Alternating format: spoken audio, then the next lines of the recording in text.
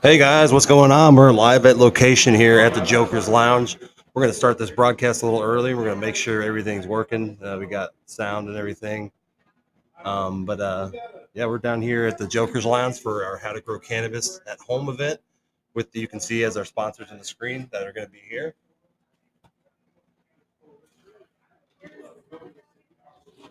I got sweatpants on. Live, live in 6 locations. We're going to see, make sure everything's working right. I'm make sure the sound is. So you rocking this camera here? Yeah. Okay. And then I just do the projection of the. What about my okay. Guys, I'm not trying to over complicate things and then it wouldn't work. Well, ain't nothing special. Just plugs in USB and it'll recognize it's a webcam and it's like my computer just asked me, want to use this for a webcam? I said okay and it went. That's how easy it was. Yeah, there we go. I got Nice. if we got good sound.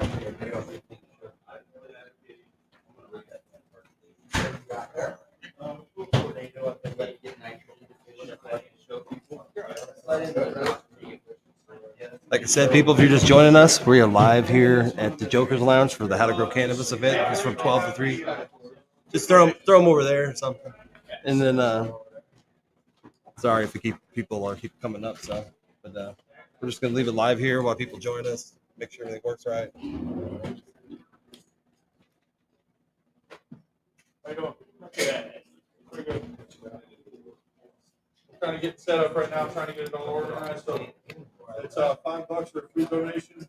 Yeah, the food donation. Food donation. Yes, I do. Yeah. That's not me. Oh, okay. Yeah. Good.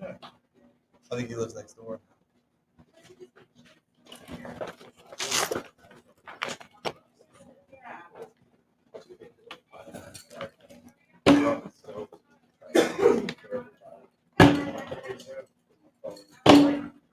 Put it up on his screen.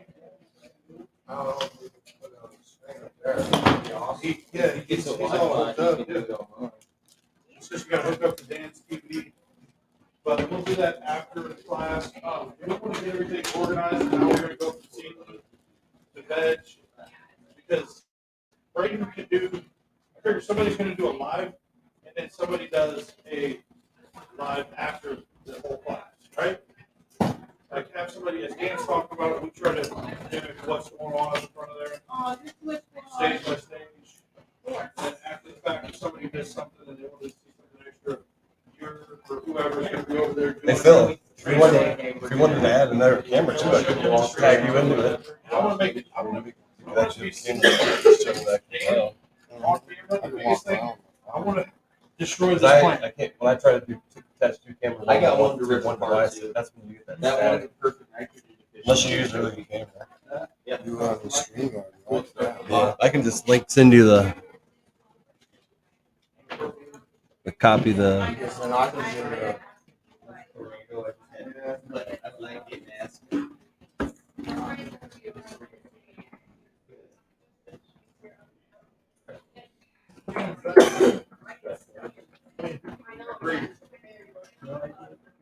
Just to try for it.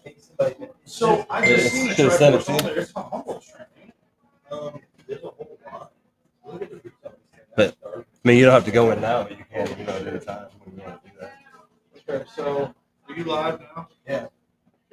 I was sending him the link so he can join in and then show on his camera like Um, what's it going just on. says dead and send attached. Your introduction to this is pretty well. You want it played out, Daniel? No, there's winging this. It's all on the screen. This is the one you need to take pictures of. It's your entrance. I just realized I had 5 text messages. I didn't see those. But somebody texted me. Sorry, I didn't text you back. And we're trying to get some people on here so they can join us and we can video what's going on here. Again, the event's from 12 to about 2, 3. What time is it? I don't know. By Little House Genetics. Okay. Neither have I. It's not a bad thing. Oh, I want to pick up. Should have sent it there. We're still live. We're live on 6 locations. Thanks for watching, people. If you want to keep staying here, again, the class is from 12 to 2, 3. We're just live streaming a little early. That's exactly what I said. These ain't bad.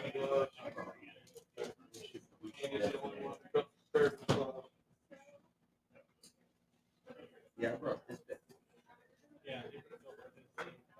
Whichever one's the best. That one's there is mine. I think this is probably better. Yeah, Phil's has got the stand. Be a little easier. So I think we let Dan do most of the talking, Go lowest, but and we'll kind of jump in. Reagan, did you say you had a seed that you were going to plant? Hey, I got one here. I got the humble vanilla lattes on there. I need 20 minutes. All right, we're good again.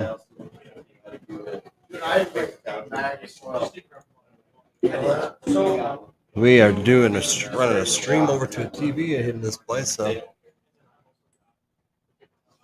thanks for joining us. We got 4 people watching. Like that post. Get that out there. Share it for us. Trying to educate as many people as we can today.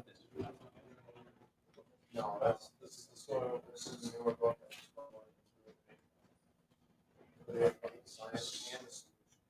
so let me ask you this. I had somebody ask me a question, and I was kind of perplexed about it because you're going to start with so you do your compost, you know, get everything heated up, let it cool back down, add it to your base. But you want living microbes in the compost going into the tube, correct? To create that living ecosystem, and then add worms, add all your beneficial insects, and then you're living, right? So after about 28 days, everything's inoculated over where you could just If we got 4 people watching, again, if you're joining us, we are doing a how to grow cannabis class at the Joker's Lounge here. We're still waiting on people to come, and we're still setting up. So it'll be about 10 or 15 minutes, so we actually start the class. I got to look at the comments. I'm sorry, I'm really bad at that. Joe Kelly, North Adams Hemp, thanks for joining us. What's up, Joe? Hey, Joe, again, thanks for that.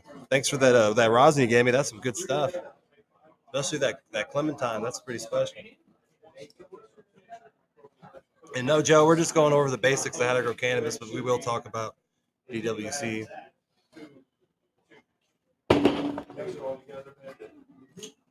How's the sound out there too? Can you hear me all right when I'm by the mic? Yeah, I need to put something about Jimmy's. I got some stickers instead of the Jimmy stickers. I haven't had time to do it because it's been like back to back. And by the way, since I'm live, we are trying to raise some money for Jimmy Mead. Good. I like that. It sounds good. This for Jimmy Mead, we're trying to raise money to buy him a wheelchair. So Waylon's going to be doing some live streams too to try to raise the money. Right now, we're just doing cash donations here at the event, but just to let people know, look for those things. We're doing giveaways, and we're going to try to raise about $2,500 so we can buy Jimmy Mead a wheelchair. Tell Jimmy B. We got him some RSO yesterday. We got Waylon in the comments. Hoping for a speedy recovery. I got it. I'll go grab one. You got what? I got a Lotus. I'm going to go outside, take a smoke and treat. I'll be back. Stay tuned for the class.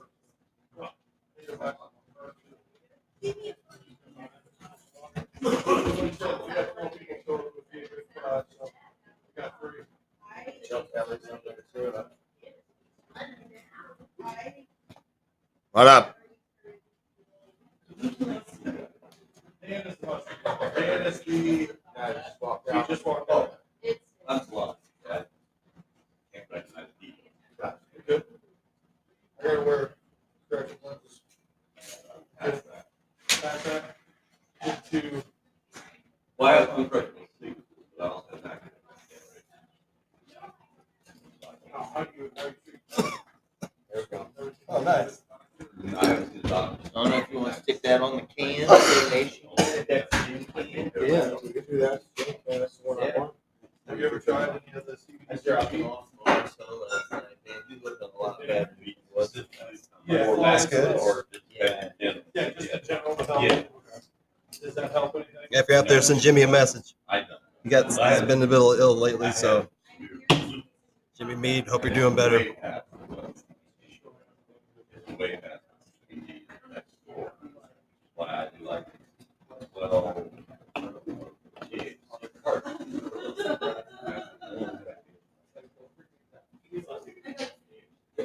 It's a good idea, Waylon. Good idea. Well, people like yourself, community like this, stop stigma and engage. Oh, no, I don't. I think a lot of that has stopped, right?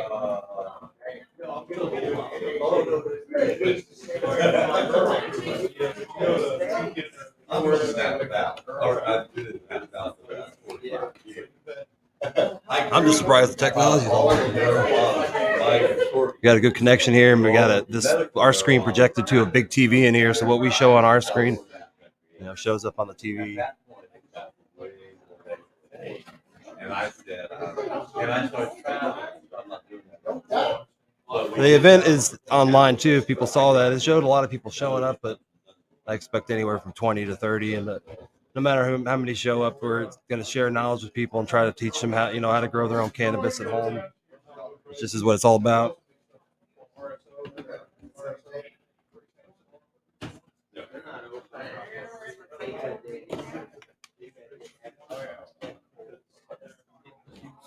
By the way, look at, pull that up on screen. If you can see it, you can. It's too dark, but there's a cool Jimmy Mead sticker. Maybe you can with my light. Yeah, there it is. That's a pretty cool sticker. I love it.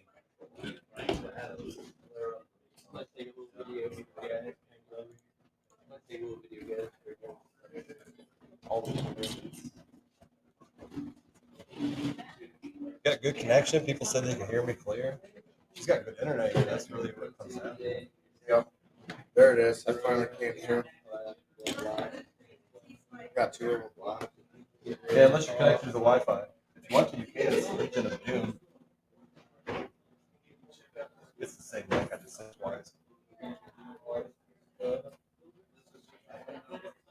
Pretty sure she's got fiber here. It's pretty fast. Which one's that, bro? It should be the first L-Ray Gun 2.4. That's my laptop. Go back. L-Ray Gun 2.4. It's Legion of Doom. Check that shit out. You don't have to type Legion of Doom. Dyslexic as fuck. I'll be over here, dude. What's this? What's that? Spell that. Like, serious. This is easier for someone to do it. There we go. Thank you. Perfect. See, I'm gonna go over here. Back up. Right. Back up. Man, we got 11 people watching. Thanks for joining us. Let me get back to the comments here because I can't see them. See, that's teamwork. And yeah, we have a lighting issue here. I actually taught a mushroom class here, and I was on the other side of the room, and you couldn't even see me. So I came to the blinding side. But I mean, it's just the way it is. As long as they can see the TV, which is on the other side of me, it's fine. He had a stroke recently. He's kind of a pioneer in the cannabis world. One of the first people to show up at our store. But it's pretty cool. Your guys' comments are showing up on the TV here, so all the people that are here can see it as well. But we do have somebody else joining us. He's gonna have his camera set up so we can show you what we're doing when we're doing some of this LST training and some stuff with our plants. Samples and pre-rolls to give out at the end. So everybody's more than welcome to take one of these at the end. We just ask everybody to put it in a bag.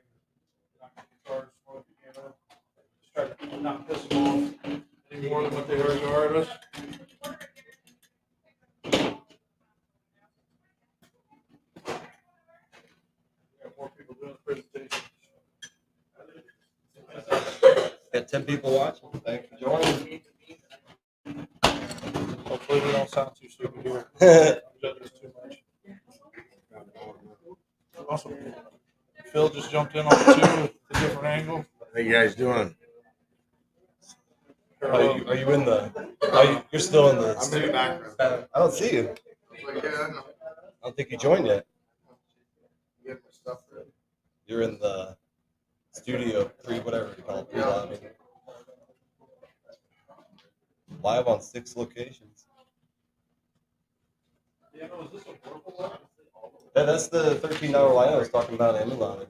It does wonders with clothes. When you start talking about lighting, do you want someone else to talk, or are you just gonna talk about it, or how you wanna do that? We can all talk.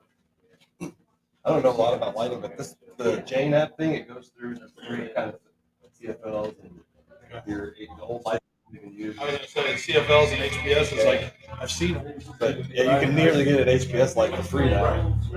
Had them. You had them Hooked at them up. your shop and you couldn't even give them away. Yeah, and I can't give them. Yeah. There's just 2 alternatives out there. Chris Fisher wants to see. Let me see that. He wants to see the $13. That's perfect for seedlings So- and clones. Yeah, it's actually about $13 on Amazon. I think you can buy a 2-pack for $25, and it's a really small light. But when I started using it for my clones, it really added. It's the perfect light for clones. So now I'm at like almost 99-100% with success rate with my clones when I change this light. What's that? I don't know.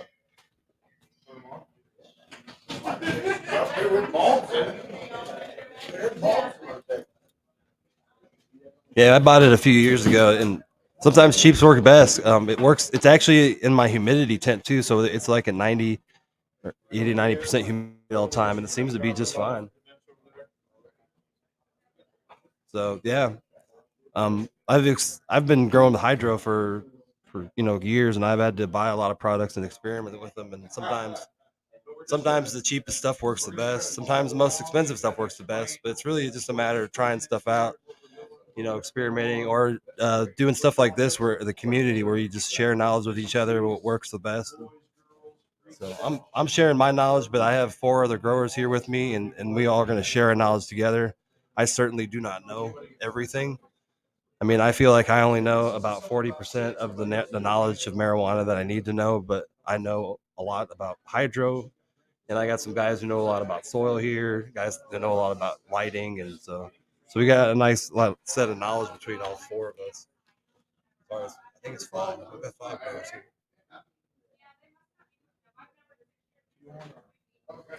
Put it back further, or you just want to keep it at that angle, upper angle? What? Oh, they can't see me anyway. I'm a black shadow, Oh, okay. but they can hear me. Somebody say something if you want to see Dan. They're all commenting live right now. It's on the TV. I'm not reading it. It's pretty cool. You can see the comments. People there. Sounds good, everything's good. Turn my camera on with the show. Oh, did you want me to add you to the stream? My bad.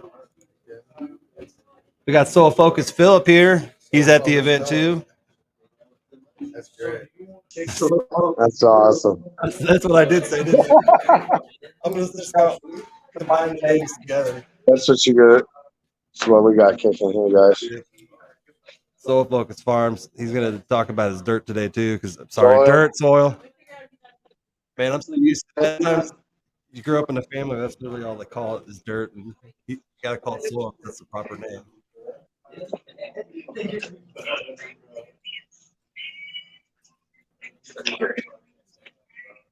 Got 10 people watching on Facebook. Got 10 people watching, got 4 people in attendance, 5 people in attendance. Whalen, Soil Focus Farms. Do you want to wait a little bit longer? Yeah. We know it. I mean, at least 10 minutes after. So, is there anything in particular that you What time is guys it? want to learn that you maybe seek out to learn? 12:03. We'll probably start about here at This 12:10. is where we're at today, guys. 8 minutes. Jumping out. How it was restrained, that's. Okay. Dan has. So he will talk more hydro. Go I'm outside. gonna try to talk about the cocoa and indoor experience and what I shop indoors, what I see indoors. Hey. And, male, female plants. Yeah. Here's one for you.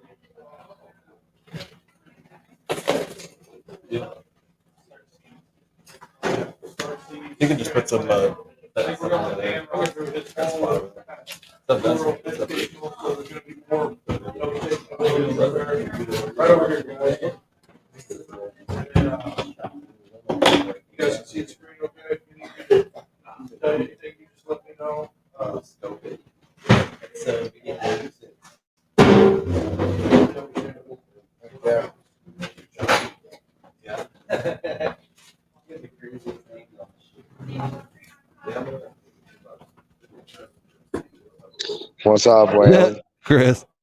Yeah, I usually have my yellow hat on. I don't know if is it.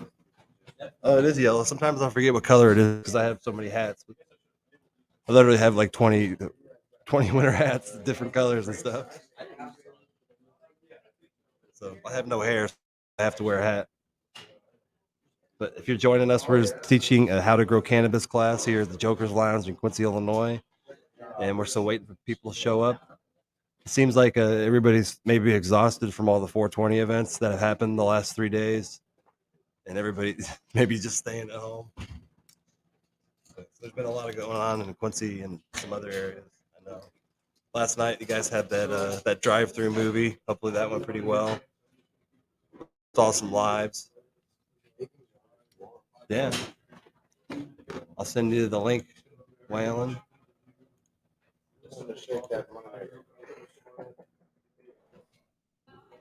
I know you got that.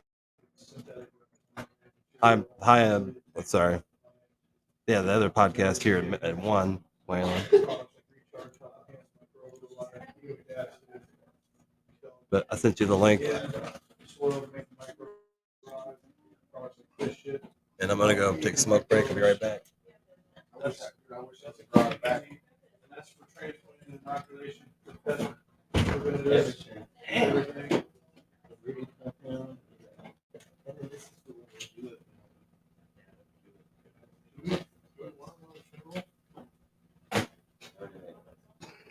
I just heard.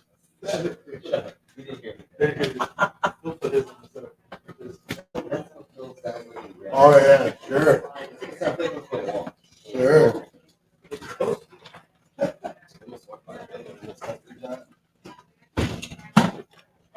Let's set about 12:30. If they want to have it that long, 12:30. Do you want to wait till 12? Let as many people show up as possible, or do you want to start jumping right into it? Oh, well, I mean, I told them 7 minutes on that. Or 10 minutes. Whenever you're ready. Say- Yeah. Yeah, I gotta switch over to the other. Waylon, I just sent Waylon. Technically, we can all go sit down until the live starts. You can share that on your Facebook. On Facebook, and share that. One of the links to the stream. Let's not get any bigger, but the deal will be shared. Yeah, please share this event. There's Waylon. Let me add him. What's going on? I may not be able What's to up, hear everybody? you, but let me add the headset. I'll just talk to the comments. What's up, commenters?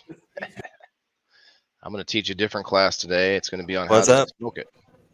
I Oh, can you got hear your you. headset on now. I was Yeah. just talking. I was talking to the commenters.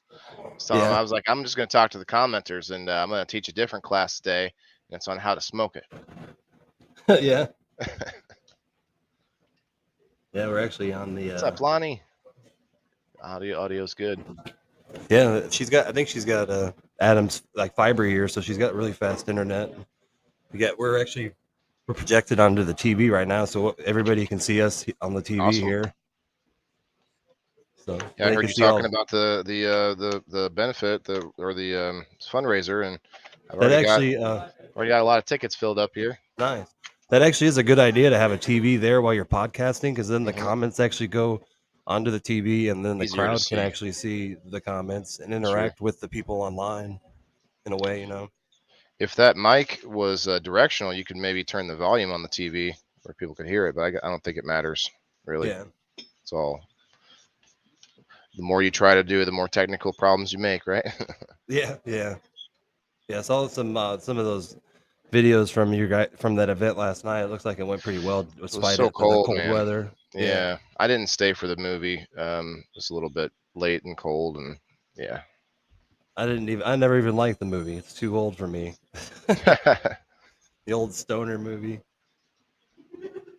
But I'm Yeah, sure. that's Hopefully, some people. I know they had some fundraisers and they were raising money for some good stuff. So oh yeah, there was a especially, couple giveaways. It was pretty cool. yeah, yeah, Yeah, I'll hang out with you until closer to 1 when I gotta go, but Yeah, we're probably going to start the class here soon, and then I'll sure. have to take the headset off, and you can. Check this out. I bought this bright What is pink it? shirt. Huh. Plant Daddy. Plant Daddy, Yeah, nice. baby. Oh, you bought that at the event last night? Yeah. Nice. So what's the focus today? Are you going to try and go all the way through, start to finish? You're going to try and Yeah. I actually found I was going to do a PowerPoint, and then I came across, I don't know if you're familiar with Growing with Jane. It's an app that you can use, I haven't and heard it's a paid subscription app that you basically enter the information about your marijuana plant, and it keeps track of it. You can put pictures in, and it can take like a week by week pictures, and then it'll visualize it for you. And Oh, nice. it's a pretty cool app. I used it for about half a year, and I did like it, but I just didn't use it. I started to not use it, so I canceled the subscription. But they have a nice growing with cannabis at home. They go through the whole details. So we're just gonna go show what I'm gonna stream their online class, or should I say? And Right. we're gonna go through that, and then we have real plants here, and we're gonna go actually show how to do it in real person here. Well, that's good because talking about it all day long is easy, but then when you get to like touching the plant, you're like, oh shit, what do I do? Yeah, yeah. Pardon my French. I'll keep it But PG. I figured I would just use the growing home cannabis at home with Jane instead of just trying to make my own, because they presented it very well. They went through everything, even all the way down to how to dry, which we're going through a lot of that. We're going to go through how to grow with soil, hydro, how to germinate from seed and clone, and then we're going to go through the steps, how to do through the steps of cannabis, flower, veg, and then lighting as well as nutrients, and then we're going to do some LST training and do maybe some advanced techniques. You said LST earlier, and I swear I heard something else. Low stress training, LSD. We were talking, and we're going to let you do your whole class, and then we're going to do the live demonstrations. We can turn the camera. We're going to do seedlings, transplanting, early veg. Yeah, that might be a good way The to do it. difference Yeah. between, what a male, what a female looks like. Yeah. LST, how to take clones, what a flowering plant looks like, how to do a clone, and we'll do all that live after your demonstration. Okay. Does that work? Yeah. So whenever you're ready, we're going to sit back and observe too. Yeah. If we can go through, we're going to go. If you want somebody else to stand up here and point to things that you're talking about, we can do that too. I'm going to remove this. And then I'm going to share screen out.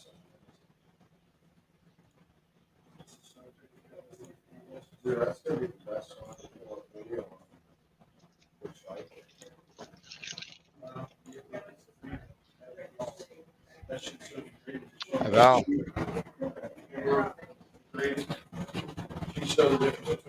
So yeah, this is what I found online.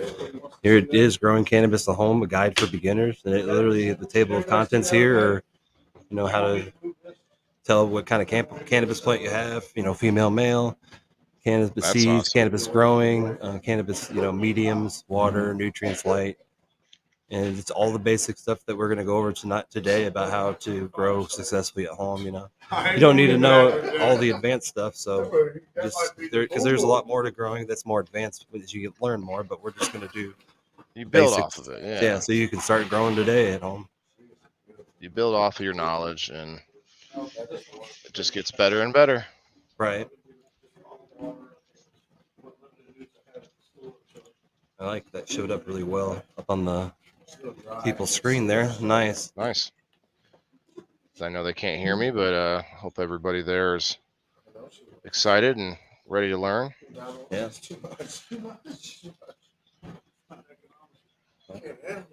think we're probably going to start here. So I'm going to take the headset off. All right, you want me to get going then, bud? No, you can stay there if you want. Okay, I'll hang out until Hi Brother later. I might just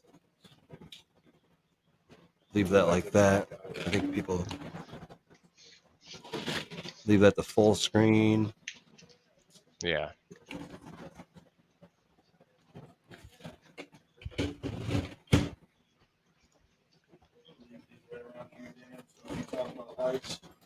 Show people a couple examples of lights. All right. I'm going to take the headset off. So. All right. Thanks for joining me. Sure.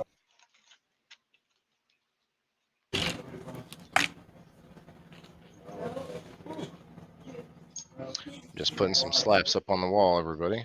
You're all having a good day.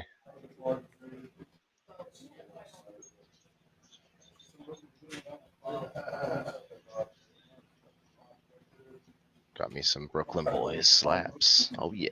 What's that? I'm talking to the comments. You about ready? Yeah. You want somebody to stand up here to kind of point to what nutrition was? Sure. As we go through, that'd be great too. But we got 10 people watching. Did you say this thing works or can everybody hear me? Can everybody hear me okay? Yes. A little louder? We do have a mic here if we need to use. You're good. Oh, we got somebody else coming in. Give me a second. It's just we're stacking them up right there. So we're at the doorway too. If some more people come in, it's okay. If you're watching, you can still come in. I don't care if you come halfway through the show. At least you're still gonna learn something.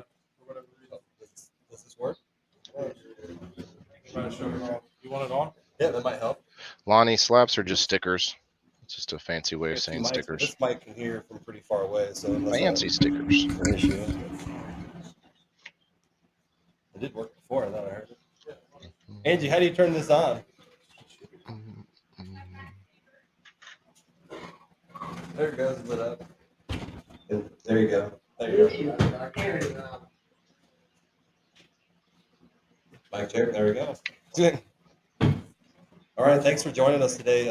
I got some people that might be showing up a little late. That's okay. If, as you see, we're actually streaming this event live to like 6 locations: Facebook, Rumble, and YouTube. So we have it says we have about 7 people watching. We probably have about 20 people online watching as well.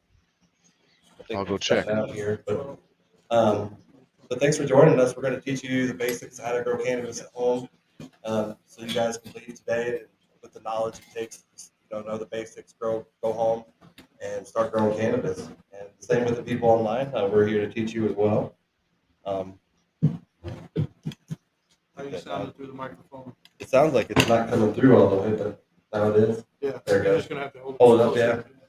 So if it gets tiring, just put. So we have 2 people. We have Waylon. Waylon, the indoor farmer, is with us. As you can see on the screen, he is somebody that we've met. He lives in Peoria, and he's an indoor farmer, and he promotes a lot of the stuff as well. So it's good that we have him to join our stream because he can promote us through a larger audience. And Waylon has a lot of knowledge about indoor farming as well. So we have him here. He's not just cannabis. He does all kinds of indoor gardening. Yeah, and he has a lot of podcasts, but you can find him on Waylon the Indoor Farmer on Facebook, Rumble, YouTube. He does about 3 or 4 podcasts a week. So thanks for joining us. And as I was actually making this class yesterday, I was using the PowerPoint presentation, and I came across Growing with Jane, which is an actual app that you use to grow cannabis at home. And their class was to a T what we're trying to teach today. So I'm going to just use their presentation of how to grow cannabis at home for beginners. So there are a couple ads in it, but the knowledge that they share in this is very valuable, and it's very close to the knowledge that we teach, that we all grow with here locally.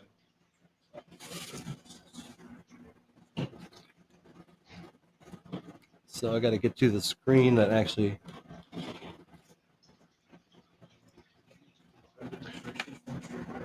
If you can hear me, what Rumble channel are you on? That's what we want. And here we go. We're going to go start through the table of contents today. We're going to go through a lot of stuff. We're going to go through how to sex the plant, the cannabis seeds, how to clone the plants, how to grow from seed and clone, and how to use soil, how to use water. We're going to go through a whole list of things here, the things that are really important to grow cannabis.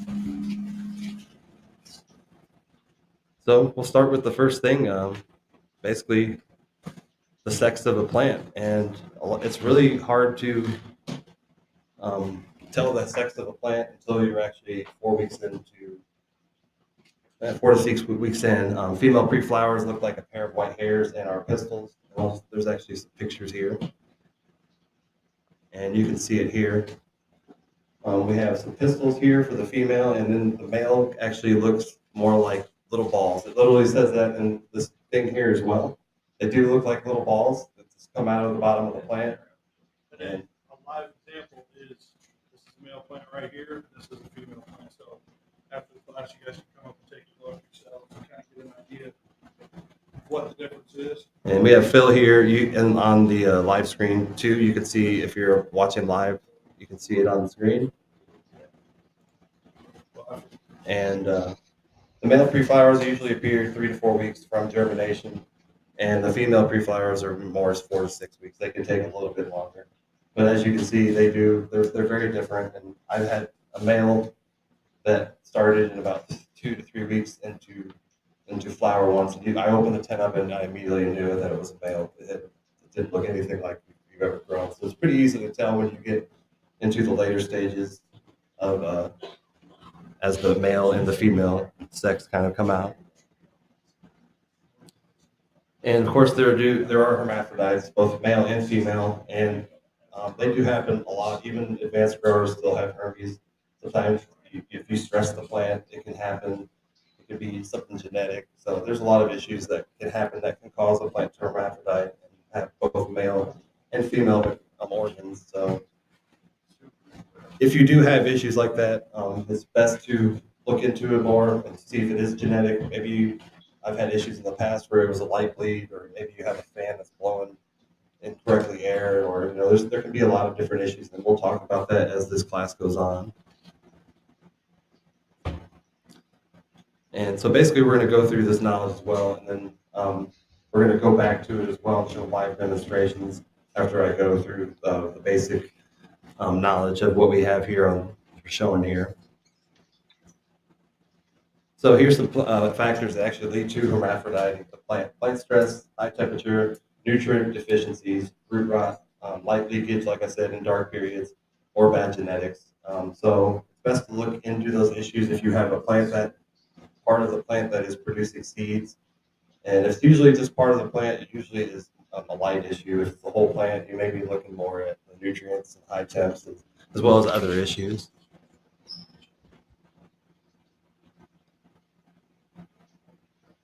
And we're going to talk some about some of the cannabis seeds. And we have the regular cannabis seeds. What do you guys want to talk about seeds more?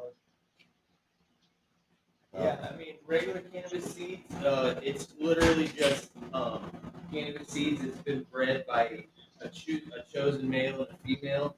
And generally, Basically, exactly what I'm doing here. This is exactly what a breeding project would look like. You have your male, female, and you can open pollinate, just kind of have them in the same area, and that will pollinate. As soon as these pollen sacs pop, you'll see a dust literally cover those pistils. They'll turn orange, and then you've germinated that plant. But that's what you get from reg seeds. regular seeds is just you will get more characteristics from the plant.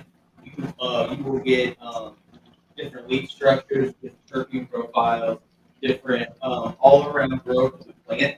Because reg seeds, I like to explain like brothers and sisters. You have the same bloodline, but you might be taller than your brother, you might be shorter than your brother. You're not the same, but you have the same genetics. Now, fem seeds has been selected off one female plant, so you're going to get more of that one trait that breeder has selected. You're going to get a specific broadleaf or a narrowleaf profile. You're going to get either a high sativa terpene profile or an indica profile. They can help select and generate that profile more. I guess they can make the characteristics that they want to come out. Right, stabilizing it by max crossing. And in reg seeds, that's more you're going to find stuff that nobody else is going to find because you're going to find beans that no one else is going to have the same characteristics of because it's regular beans. So, but the downfall is you need to learn how to sex your plants at that point because you will find males in that. And if you don't get them out fast enough, you will then become a breeder instantly. You have major full seeds. Right. and that sounds great. The problem with that is it decreases your potency and your yield exponentially. And if you're growing for medicine or anything like that, that is a hindrance to what you're doing. So you don't want to breed your medicine that you're planning on using for intake into yourself because you're going to lose a lot of good characteristics. But having feminized seeds, you know exactly what you're going to get. If there's one specific thing that you're looking for in a plant, you can get that from feminized seeds. And that's why they usually do cost more. Yes. Because there's a lot more A work. lot more work goes into Start that. looking at families, bred down to F6 all the way to F13 family lineages where we're pulling out certain traits and crossbreeding every one of those and stabilizing each of them. Reg seeds are created, like Devin was saying, about with open pollination. Feminine seeds are created by using a mixture of colloidal silver and different enzymes that forces that female, certain branches of that female plant to produce seeds of its own characteristics. So by breeding lineage, One where you're like, okay, I want this cannabis to grow like this. I want it to smell like this.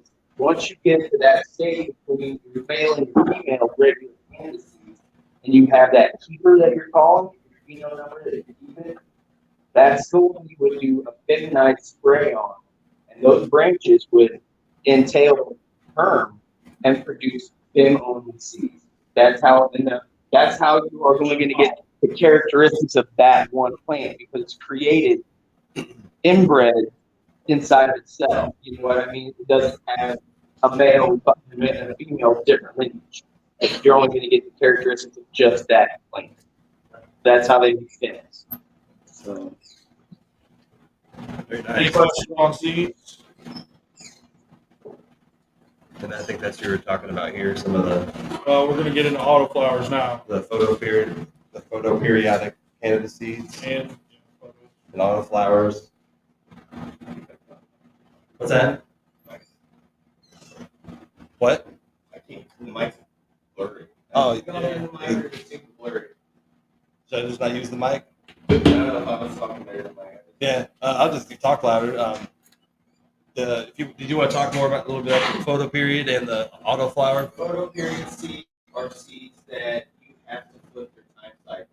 They will veg Forever until you put them from a 18:6 light on where they get 18 hours of light, 6 hours of dark, and you have to put that down to 12:12, and that triggers their genetic change to flowering. Let us know it's going to get cold, so we got to finish flowers. Yeah, the season's coming. That's what it dictates. But autoflower cannabis is Genetically like food routes, genetically plants, which live in various Alaska, northern Canada, Tibet, very rough terrain, where they will literally they have a finite amount of time to live. So they flower as soon as they start growing. Basically, as soon as their root hits the bottom or they're out of grow a vegetative plant, they're going to start flowering. So you can light cycle with those 20 hours on, 18 hours on, and they'll still change the flower anytime they're ready to go. You don't think As soon as an autoflower pops and germinates, it already knows it's going to be done. It's usually about 84 days for an autoflower life cycle. the theory is when the root hits something that's hard and the attack can read further. It triggers this mechanism to go with flower. When it says this is far down as I'm going to go, become reproductive. And that is flower cannabis. That's changing from a non-reproductive to a reproductive plant. And they're a lot better for beginners too to do autoflowers. Yeah, because they So to an extent. Yeah. Now you can get autoflowers and really mess them up pretty easy too. So, Yeah. I mean, it's good to understand all the concepts, like you were saying, a long pot, give that tap root room to get down so it's not stressed as much.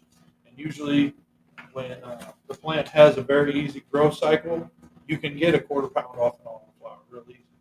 But as soon as that root hits some problems, that's when it'll immediately start flowering. And then you can end up with a plant that's only this big, So. Yeah, they do go shorter. You do get less cannabis. It's frustrating for new Out of growers because I started autoflowers. with autoflowers, and a lot of my plants didn't get that big. So, autoflowers are easy, yes, but there is a lot more risk involved. I generally only run photo period flowers, and these guys gave me some autoflowers to run, and I did them just like I normally would, Yeah. and I ended up with Oh, a you plant say- about this tall flowering. So I failed miserably on that. But what I found out was when I germinated that seed, I usually will let those tap roots come out of that seed pretty good, and I will tap that in. With autoflower, as soon as you start to see that tap seed come out, you have to put it straight down because if it gets any curl to it, what happened is mine went to the side of the bucket. It just, that's what they do. They go straight.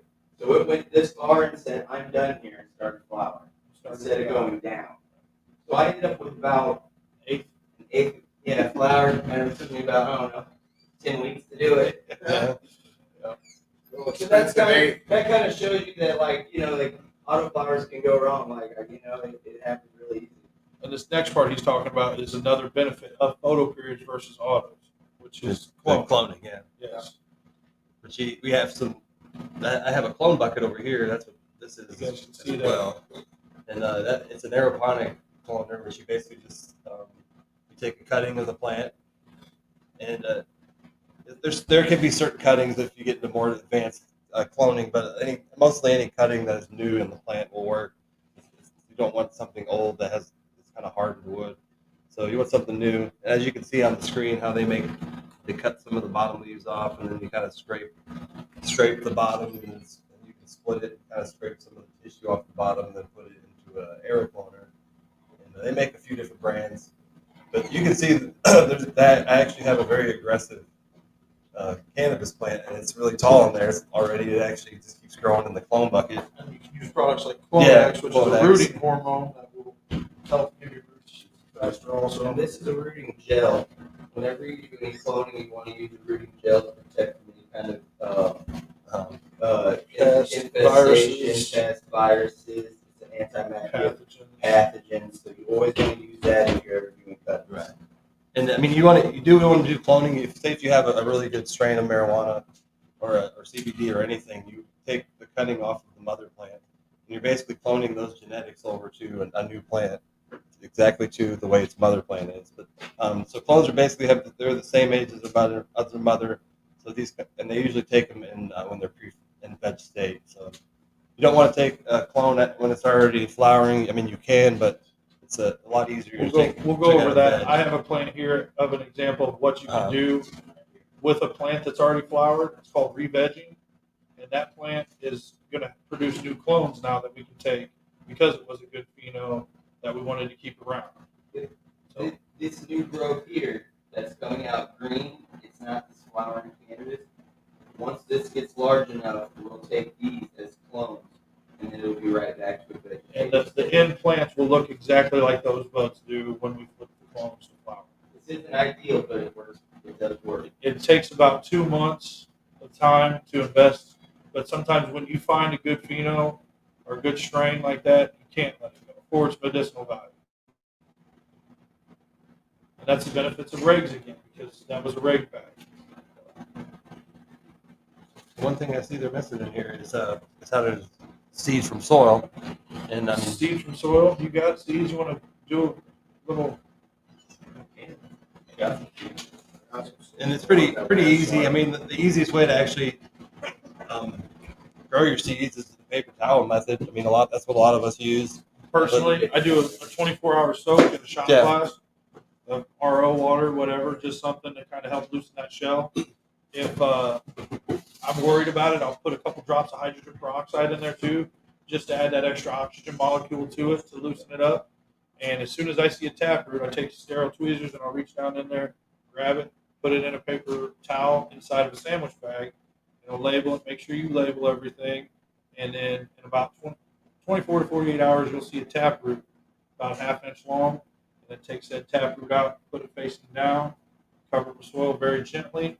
And in about 2 to 3 days, you should see that sprout come up with its 2 seedling leaves. Yeah, and a cannabis plant seed does have a top and a bottom. Usually the flat part is the bottom, and then there'll be a kind of right. But pointed tail, shape. whatever way your tail's pointing, get your taproot facing down. Yeah, that's for sure. Anything when you're going into soil. The way I do mine is the paper towel method, like Dan was saying. Take like white paper towel, no ink in it, no like the dyes or the ink. You don't want that. So as white as you can get it. They make special too that work really good. I soak it with bottled water, and then I will lay the beans out right in it, just like that. Bring it out so it's just damp, not soaking wet, but just damp. Just lay them out in there, just hold them like that, let them sit in there, and I always put no light, as dark as they can get, and a heat manager. I like to keep the heat manager keep it around 88 degrees. I usually get germination within 12 to 18 hours. My method. Paper towels very fast. It's kind of foolproof too. It's I look forward to it's soaking Yeah. up for you can 24 just hours. come back 12 to 18 hours later, you can open it, look at them, you can take more of your tweezers into your little cups or however you want to transplant them, tap root down, you're good to go.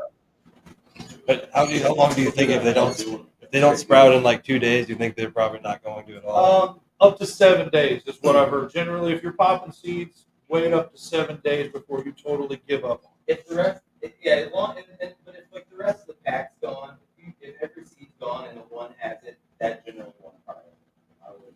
But if like 4 or 5 of them are going, I would wait on them. Don't wait forever on one. It ain't worth it. That's just Seeds are too expensive sometimes, you know. A lot of people got money invested on them, so I just tell people give them at least 7 days before you totally trash it, because every seed can be different. Yeah. The acidic acid around the outside of the shell can make it not pop for whatever reason. You know, there's all kinds of early stages of the cannabis seed that could make it not germinate. It's kind of the luck of the draw, you know. All right. Now we're going to move to the growing medium, which is basically, you know, the actual physical support of a plant, allowing the root respiration, holding available water and nutrients for the plant. So I guess we will actually, Bill's our, we have a soil guy who actually sells soil, two goose soil. It's living super soil. I got 19 ingredients in that soil. You put a piece of paper out. Yeah. The 2 goose soil, that's everything that's in his soil. That's everything. It'll give you a brief description of what that does in my soil. A good living soil is you can have all the minerals you want. You ain't got a living base of microorganisms, fungus, and bacteria. The good 1-to-1 is where you want to be. Too much fungus is bad. Too much bacteria is bad.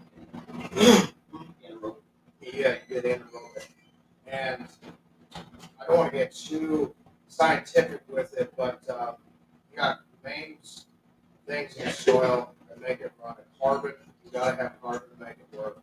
It's like biochar, Insect fresh, dying leaves, your organic leaves, material, old root systems, even stuff like that. Yeah, anything that's dead and decaying is your carbon base.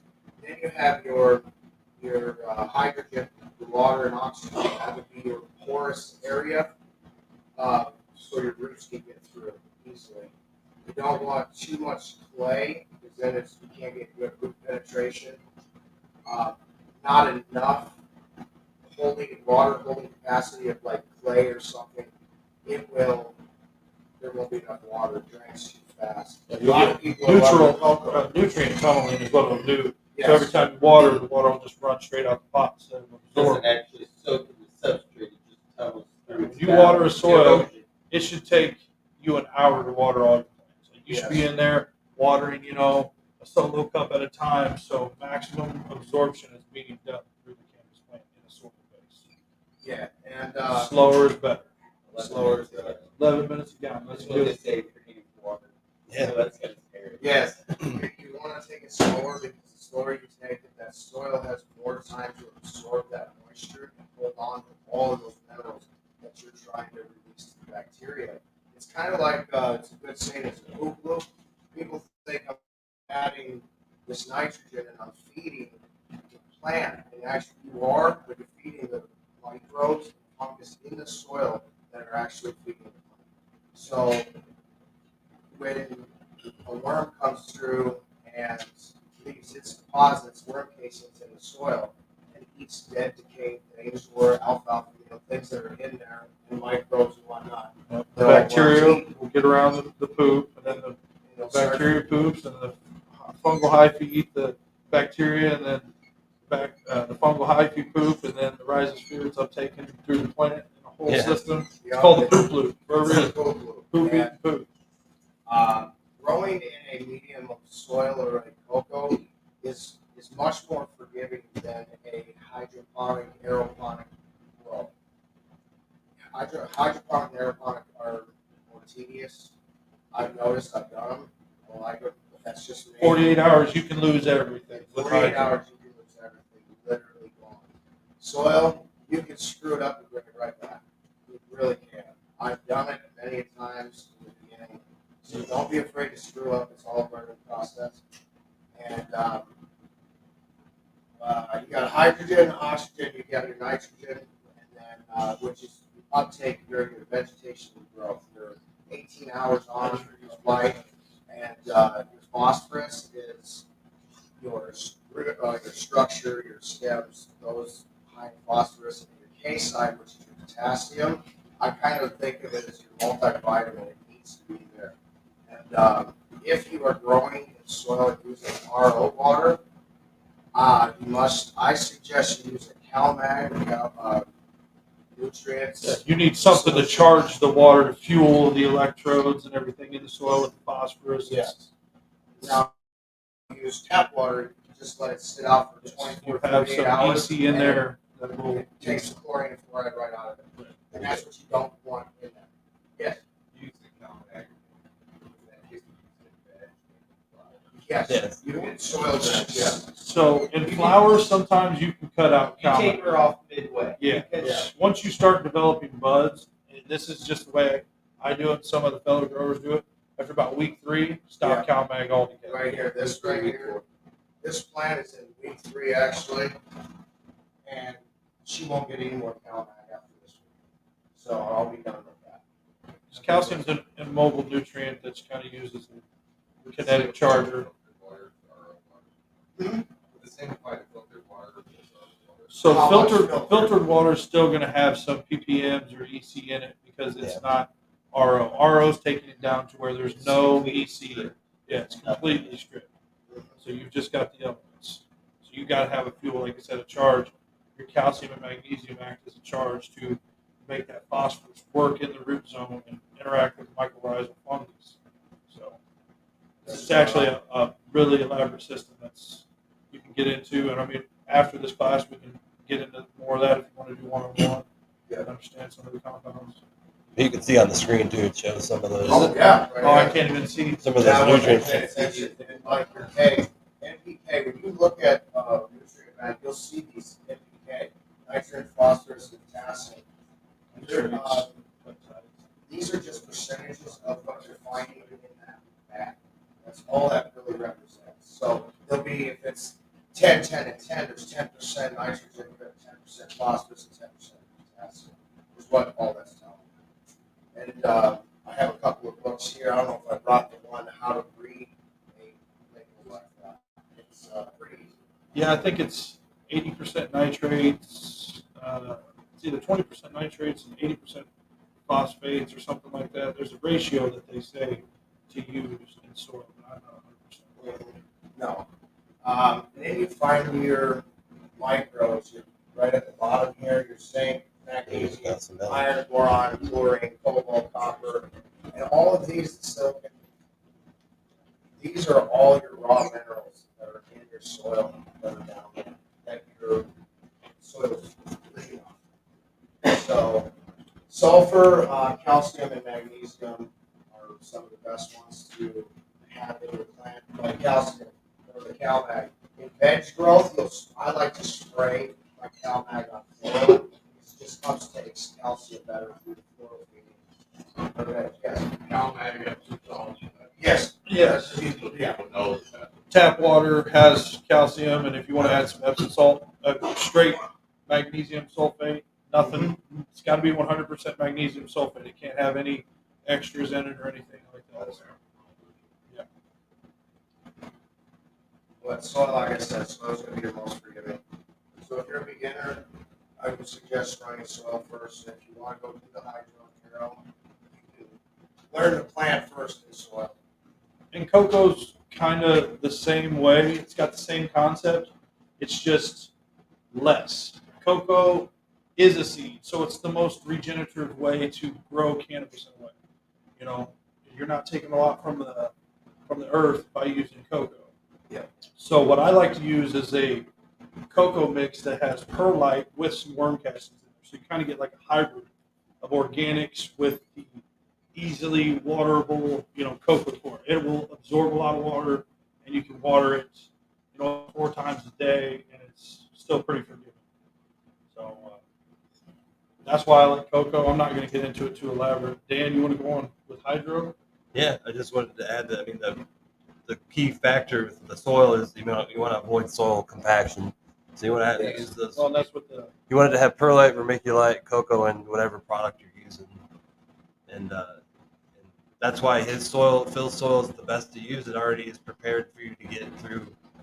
Like it says here on our screen, there are commercial soil mixes with added nutrients. You don't have to worry about applying any additional at the beginning. Now you will have to add your own nutrients once you get to flower state. I recommend it. I mean, cannabis is heavy. take it. You can feed them heavy. You can autos in my soil will run from the beginning and pretty good. Is what I've heard. I don't run autos personally. But when you're in flower, I'll start feeding right off this week. Every 3rd week, I'll feed heavy. I'll get it up to about 1,000 ppm. Yeah, with your soil, it's anywhere from 800 to 1,200 ppm is what I fed it at. I didn't see any bad results. And I like a lot of people will tell you if you ain't burning the tips of those leaves, you're not feeding them. So Yeah, moron is what they say. Put some more on. more on it. It's more on it. More on. But yeah, and, now we'll go up to hydro, and hydro is actually something that I grow. I've actually grown for years now, and I like hydro preferred to soil. Soil does attract a lot more bugs. You tend to have a lot more issues with bugs if you grow with soil. I'm not saying you won't have bug issues growing with soil. It's really up to how clean you keep your environment, but soil by general does attract other bugs. Talk about that. Yeah. One time back here, bud. You can try that. Try the mic again. It went off. But and hydro it grows a lot bigger yields as well. So that's why I grow hydro, and I've always chose to. It keeps there's less bugs, and it grows a lot more yields. But yeah, there we go. I'll just hold it up closer, so maybe that was the issue. There you go. That's way better. And, That's way better. Using hydro, you're going to have bigger yields. In fact, that I actually grow hydro. I have a very explosive growth. I literally have to keep my plants trimmed because they just want to constantly grow new leaves. And I know some of these other guys do. They do a little different types of hydro growing that I don't with that. DWC, it's an autopot. It's Autopot basically system. a toilet system, if you dumb it down, that's constantly giving your plants water at the bottom so they can drink as much as it wants while it's there. And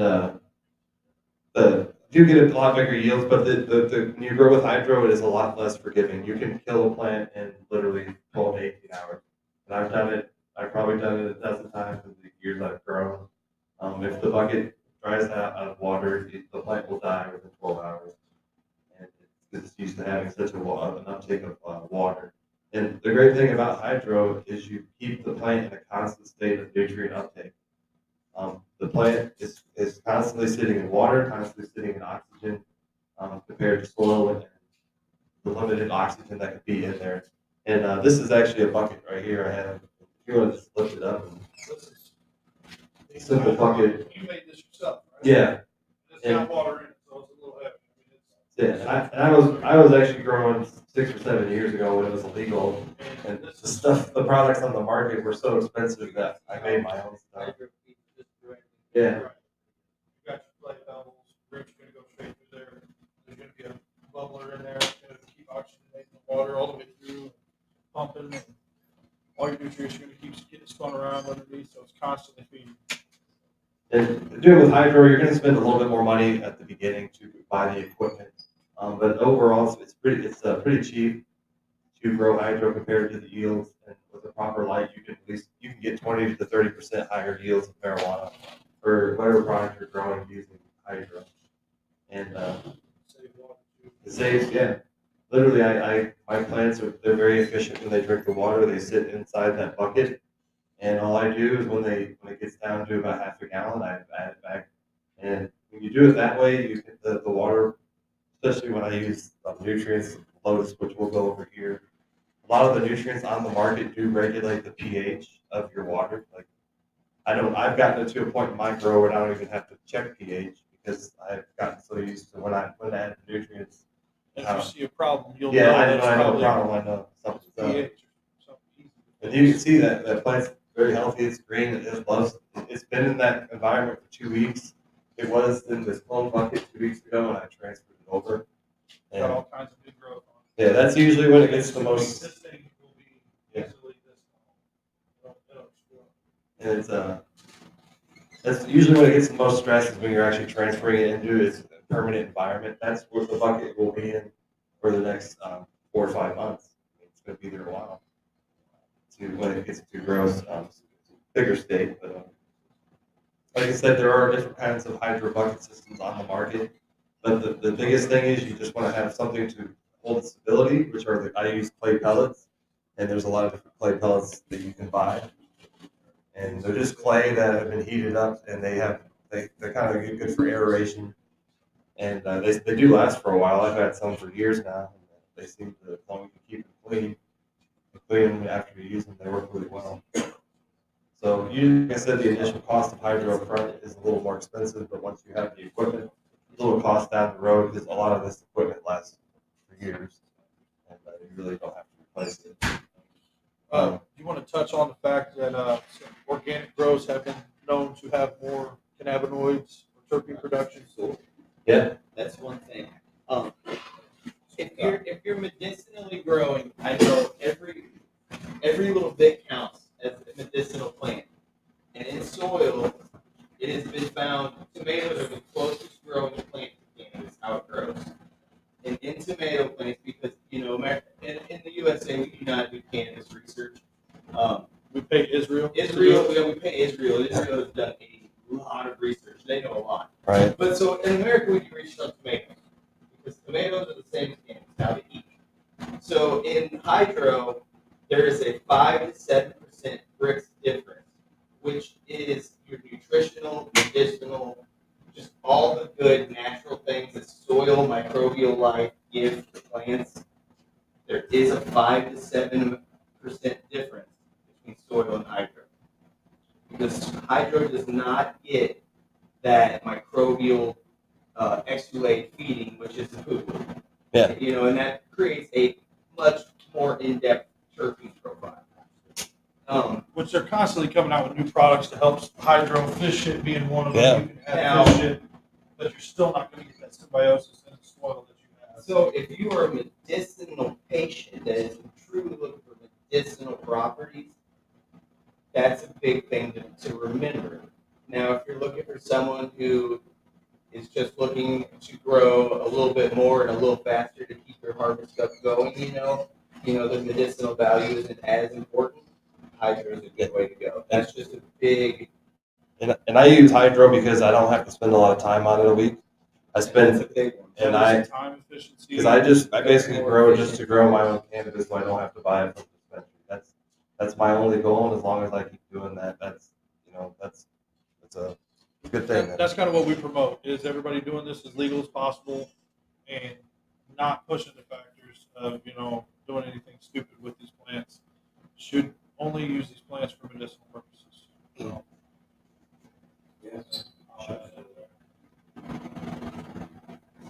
And I think we kind of went over growing cannabis with coco coir It's and basically a hybrid version of soil and hydro. Simpler. And did anybody else have any questions on nutrients? I'm sorry, that would be growing mediums, I guess you would say. When you add your nutrients, how do you get good diffusion for the soil to make sure it stays balanced throughout your entire system? You can, there's a few types of watering, especially if you're growing in a fabric pot like this. You can have auto pots that they make. What I like to do is I feed from the top, water from the top, and I water from the bottom. Because soil is going to act like a wick, it's just going to suck it right up. That's exactly what these bags do. So I'll put some water on the top, depending on where I'm at in my growing. And I'll water in the bottom tray, because it'll suck it right up to the bottom. And that way, I'm getting a good variation. I'm getting that whole structure wet. And I do the exact same thing with the autopots. I constantly have water on the bottoms of my plants, but then I'll take my nutrient solutions and feed them from the top, so that I've kind of always got something going on. You see what I mean?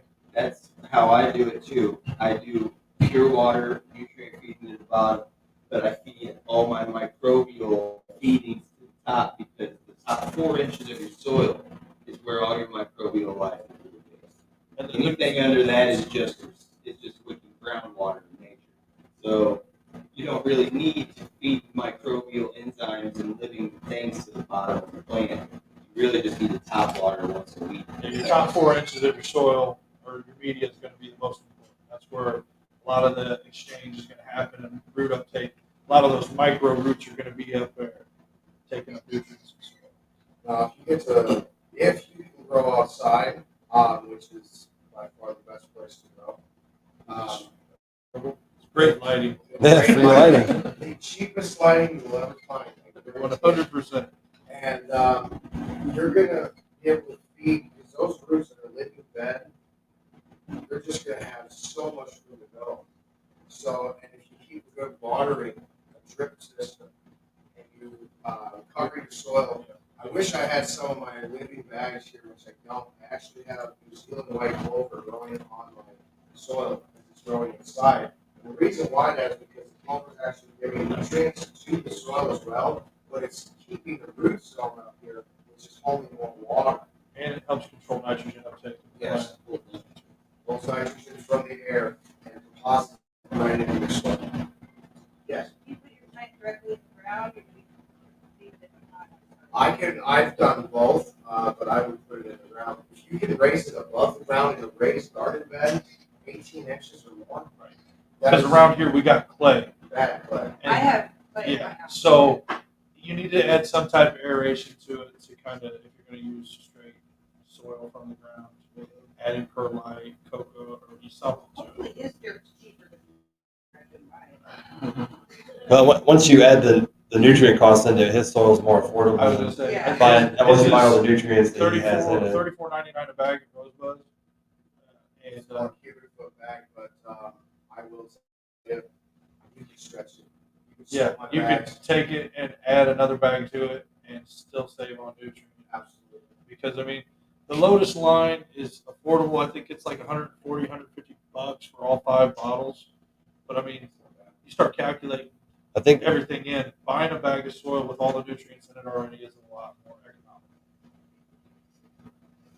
So, I don't know anything about growing outside really, but if you had in this kind of environment where you could see, if you grow with a greenhouse, you do year-round growth with years and stuff. The best way to do You just it, grow in the summer.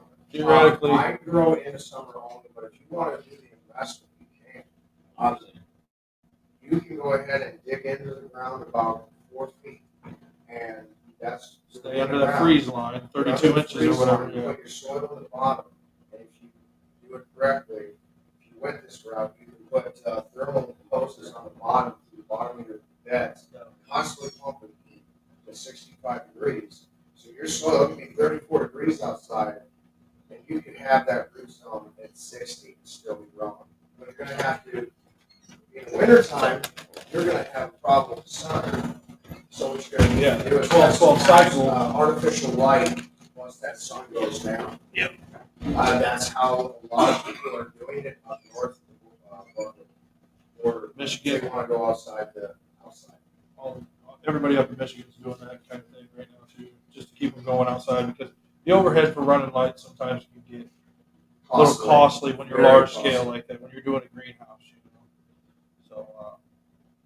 So, some supplemental lighting. But if you're going to like around here, we have in this area, we found out we have no problem growing some cannabis outside of the raised bed that will reach over 11 feet high. Last year I had one, Jenny Kush, that was over 11, 10 and a half, 11 feet high, and I had to take it. We went further, but I had to harvest it October 26th because of the freeze. I think we were getting down to 26 that night. And Andy Not had one. taking it. He had one about 11 foot. He chopped 2/3 of it down and still produced over 4 pounds from it. 1.5. So, and that was just garden hose water too. There was no nutrients. He literally just fed hose water. So I mean, everything in his soil around his garden was thriving well enough that that plant was just How many worms do you have in your soil? 14.3. 14.3 from the ground. It was a photo opportunity for sure. That is a tall plant. Okay, so We're going to go. I guess we'll Any move to other water. questions?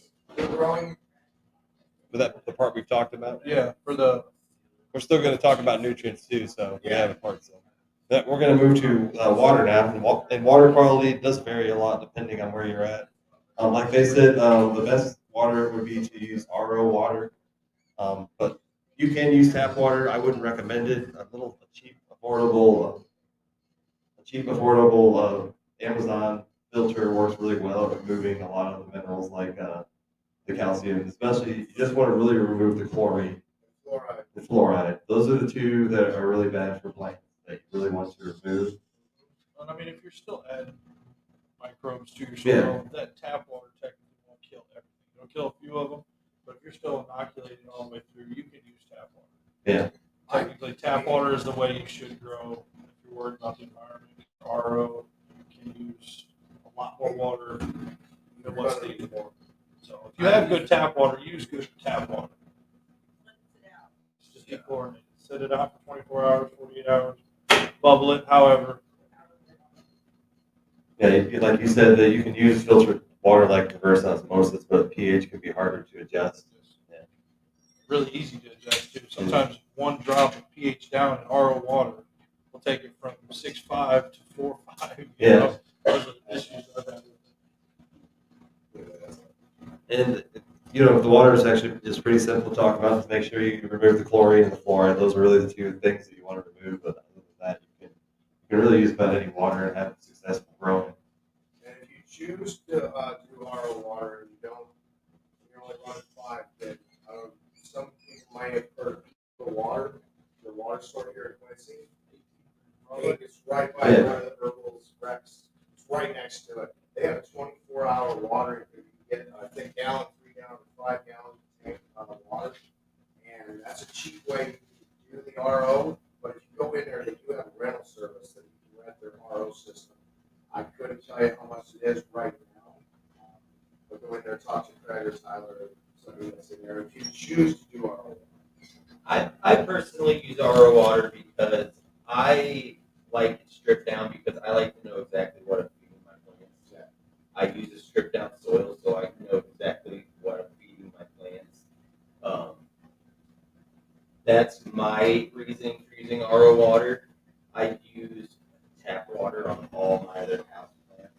So it's not like I'm like, oh my God, that's tap water. It's not that. I want to know exactly what I'm putting into my plant. So that's how it's a completely stripped down water with nothing in it. So I can build my own things. That's why I choose RO water. I use RO because I'm on Mill Creek water. Mill Creek water is absolutely. That's like 400 ppms out of the tap. So I grow with hydro, and I just use an RV filter that filters a lot of the stuff for like that you attach inside an RV. And I've used it for 4 or 5 years. I just replace it every 6 months, and that works really well for me. So Watering, you can get it as in depth as you want to make it. yeah, you could have a master's in water by the end of it. If you really get down to it. But, yeah, just pH, understanding your EC and ppms. That is the biggest thing, is your pH growing, soil 6.5 to 7. Yes, having a good pH pen, a Blue Lab or a Para, having a top of the line pH pen can really help improve your cannabis quality. Also. for sure. And we're going to go talk into more now about the nutrients now, which we kind of went through earlier. And as you can see on the screen, the main fertilizers that cannabis plants need are nitrogen, phosphorus, and potassium. And a lot of Rosebuds actually has a lot of products that are pretty easy to use. That they just follow directions and. Yeah, gold leaf is one of the most simplest nutrients we have. It's literally a 1-part nutrient. You put it right in your tap water, and one step. Or we have 5 steps where you've got your grow, your bloom, and your boost.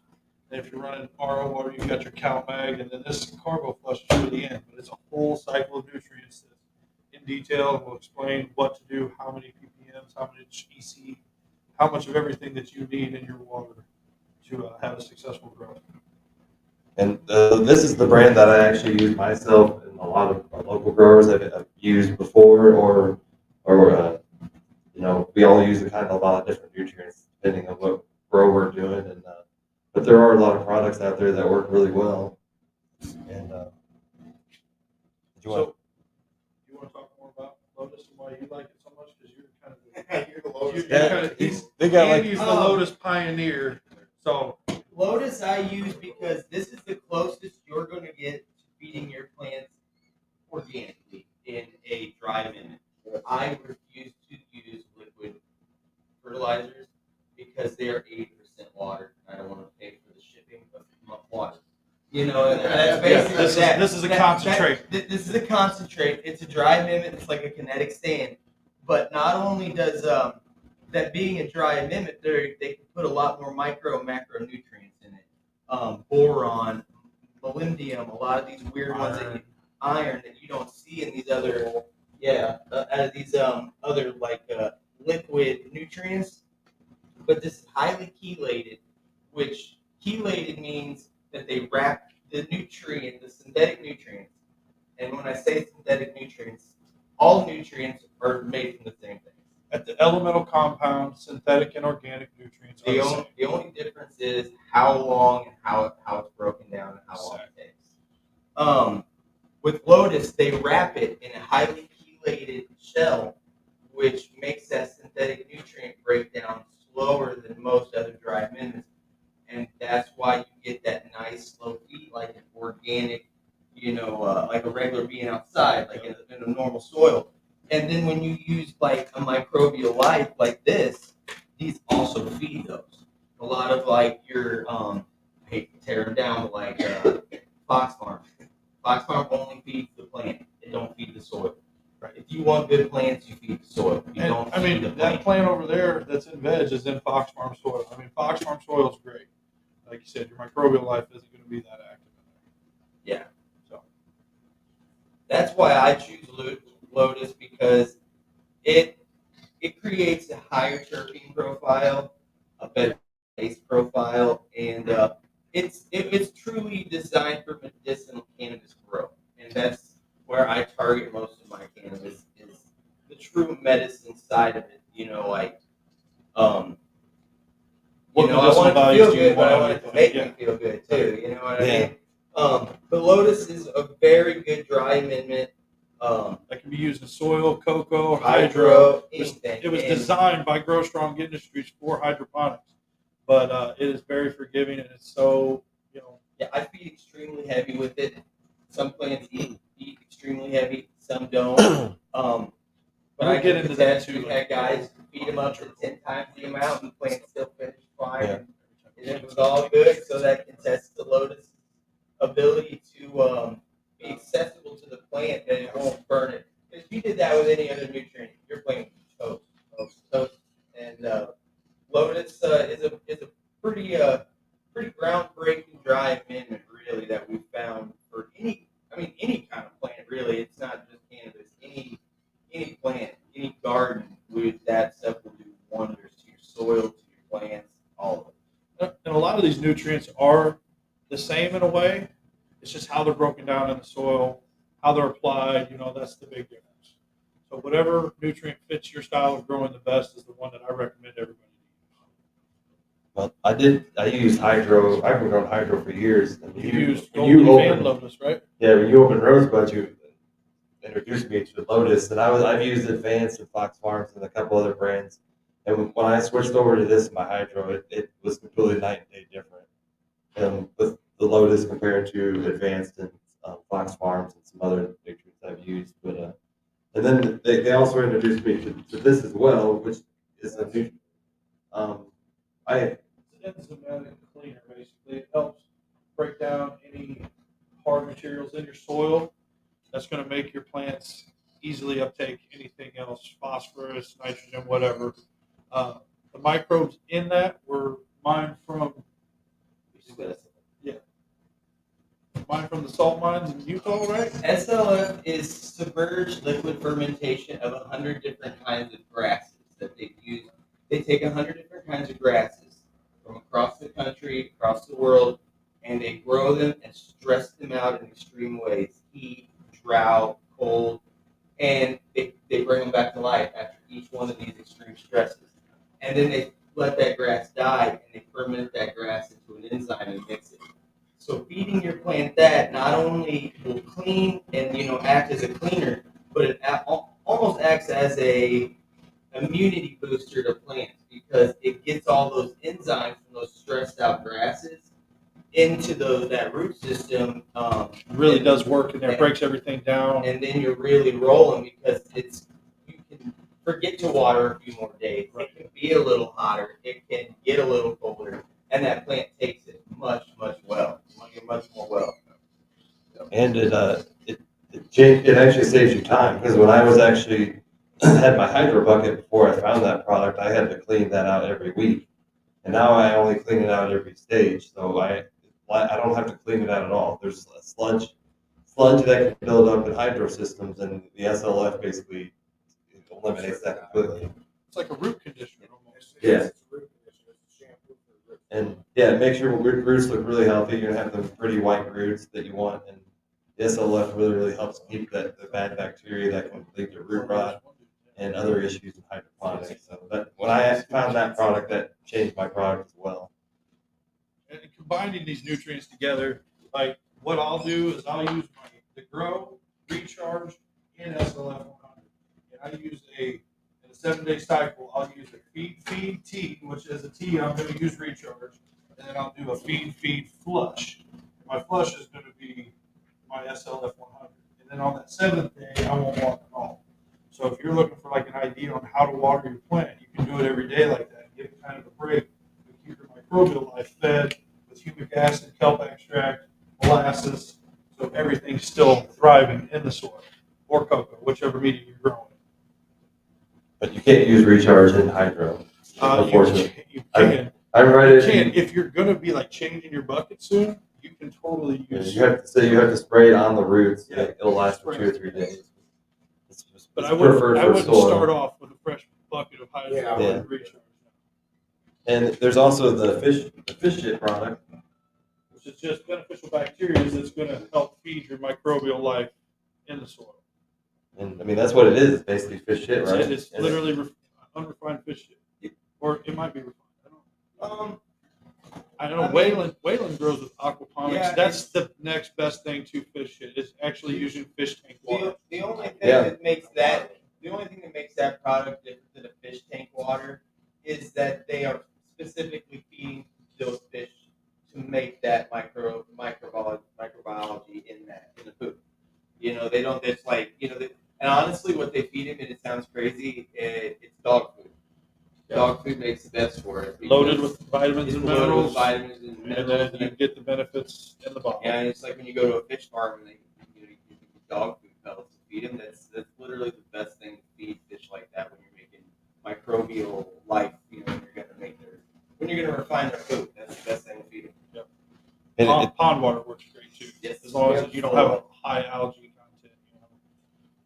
And it's a really good product to use if you want to boost your terpenes. Houseplants, even I've seen people's houseplants change almost overnight when using fish shit. Fish shit is a universal additive that anybody in any aspect of gardening can use. Yeah, and when I started using it, I saw differences by how my plant finished the cannabis, how the terpenes developed. Better. Yeah. Yeah. A lot more heavy. 30% increase in terpene profile. Yep, that's what they advertise. 30% increase in terpenes. So yeah. What's up next? Does anybody got questions on nutrient uptake or how to use nutrients? What's that? You can use fish shit all the time. As long as you can afford it, it is kind of pricey. But if you can do it every time you water, there's nothing wrong with it. I think it has no NPK value, so it doesn't feed anything. It doesn't change your pH. It literally has nothing but bacterial life in it floating around. Yeah. 10 billion of them. They said. I think they're all worth it because you're growing a plant that can be worth $2,000 to $3,000 value. Remember, so your nutrients can be costly, but they're worth buying. Spending the cost. And so I'd say at least 3 applications of fish shit a week, personally. How long do they these products only last? It's about 5 ml for fish shit per gallon, I think. So It depends on hydro or soil. Soil's a I little think this is a higher. 250 milliliter bottle. So what's that? Help me out. My math's bad right now. I grow, if you grow the legal amount of plants, it can last you months. Each So plant. that'd be 50 feedings with that bottle, right? Yeah, I don't buy it That's at though. every feeding. At every feeding, and like you said, you could honestly go twice a week if you really wanted to. You still feed. Just however you want to scale it back. I mean, it's literally at the end of the day, you can spend as much money as you want, still get mediocre cannabis, or you can be efficient, and use more old tactics. Like you can take an egg and smash it in the bottom of your soil, and that'll give you all the nutrients you need for a vegetative plant. There's all kinds of old school methods where none of this shit is even, a factor. Yeah. You don't want to be bringing in fish and live manures. There's- Not in your house. Yeah, So if it's outside, those are okay. There's a lot with organics that it gets a little complicated.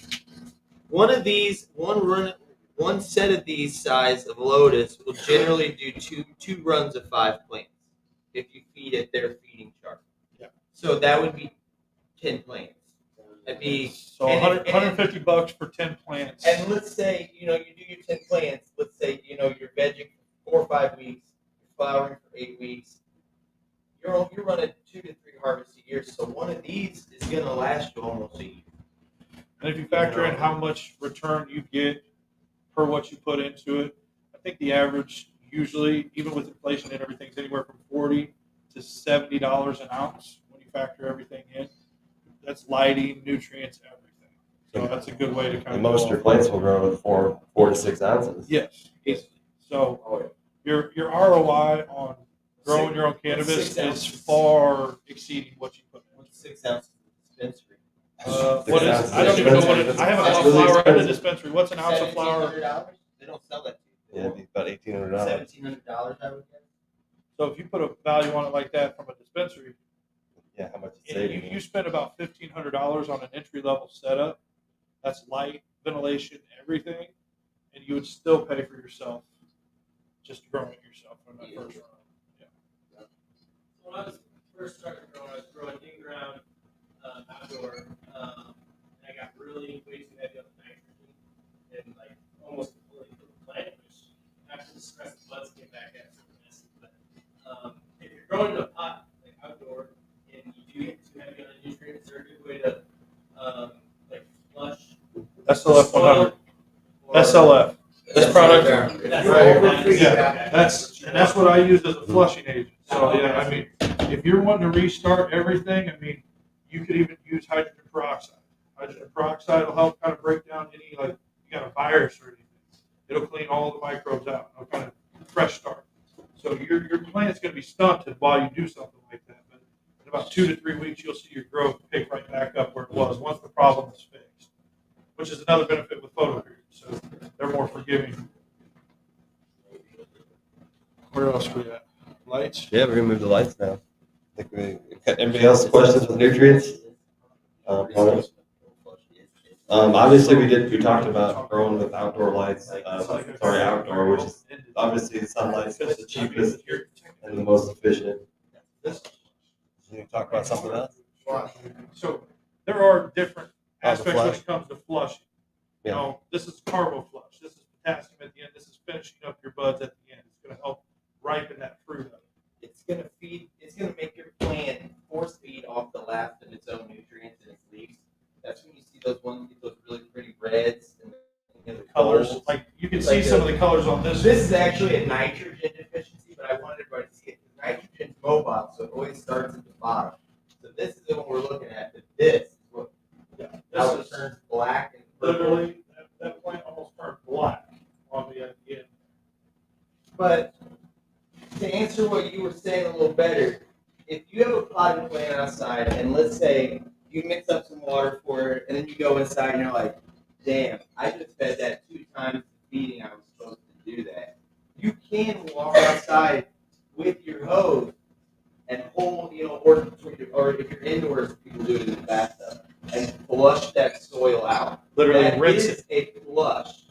But that, in theory, people will tell you at the end of your, like when you're at the end of your run with your cannabis, to do that, and it will flush the nutrients out of your cannabis, so that you will have, a better tasting cannabis. That's not real. I will just tell you, people, That's bro science is what they call not it. real. There's a lot of bro science in cannabis also. Once You a gotta watch plant that. absorbs its nutrients inside its vascular system, it never comes out. So, yes, in theory, if you have a potted plant that you've overfed, you can hose her down and rinse that solution out, and then add an SLF to break down what it can and help that plant come through. But no, if you are like, oh man, my plant's all burnt out, like I overfed it, I'm just gonna take it to the bathtub and just rinse it all out of the soil and I'm good. That kind of flush is not real. I know that's something that's a huge thing in cannabis is a flush. Because when I say flush, it's the last few weeks of flower and I decrease any nutrient feeding and I make it flush itself. Eat the leaves that it has and Yes. what is available from the leaves. And that's what pulls those awesome colors. And you can I follow, don't know follow if the that helps what you were manufacturers. saying about, like if you had an outdoor plant, you were like, oh my god, I just doubled the dosage. Yes, in theory, you can just be like, and rinse that solution that you put in out. But that's gonna flush the whole microbiome. It is in a way, you're gonna have to You're still going to have rhizosphere and Yeah. everything. I mean, you just have to re-inoculate everything. You're just gonna Because I think cannabis likes 3-to-1 fungal bacterial ratio. That's always kind of a good number once you get really in depth in the numbers on it. How much you're feeding, how many nematodes, protozoa, what you're feeding can also help determine how you're going to flush, what you're going to flush with, all that. So, very complex. It's a long answer, Yeah. but there's multiple ways to do it. Right. And you can just follow a lot of the manufacturers. Yeah, Interactions that come with them. Companies So. do a really good job of giving you a list exactly how to feed, what to do, what to watch for. And you can find a YouTube video for about any brand of how to feed. Yeah.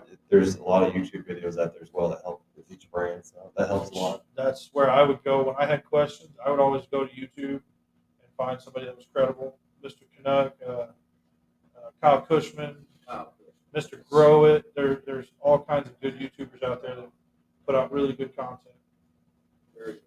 Why So Loud Gardening's a guy here from Quincy. He's been pushing his YouTube channel for a little bit. So there's all kinds of people doing it. Yeah. We'll move on to lighting now, and obviously the best place to grow is outdoors. It's free sunlight. Electricity is kind of expensive to grow indoors, but we'll do talk about a few different styles of lights. Obviously, do not use incandescent light bulbs. They're not recommended for growing cannabis at any stage.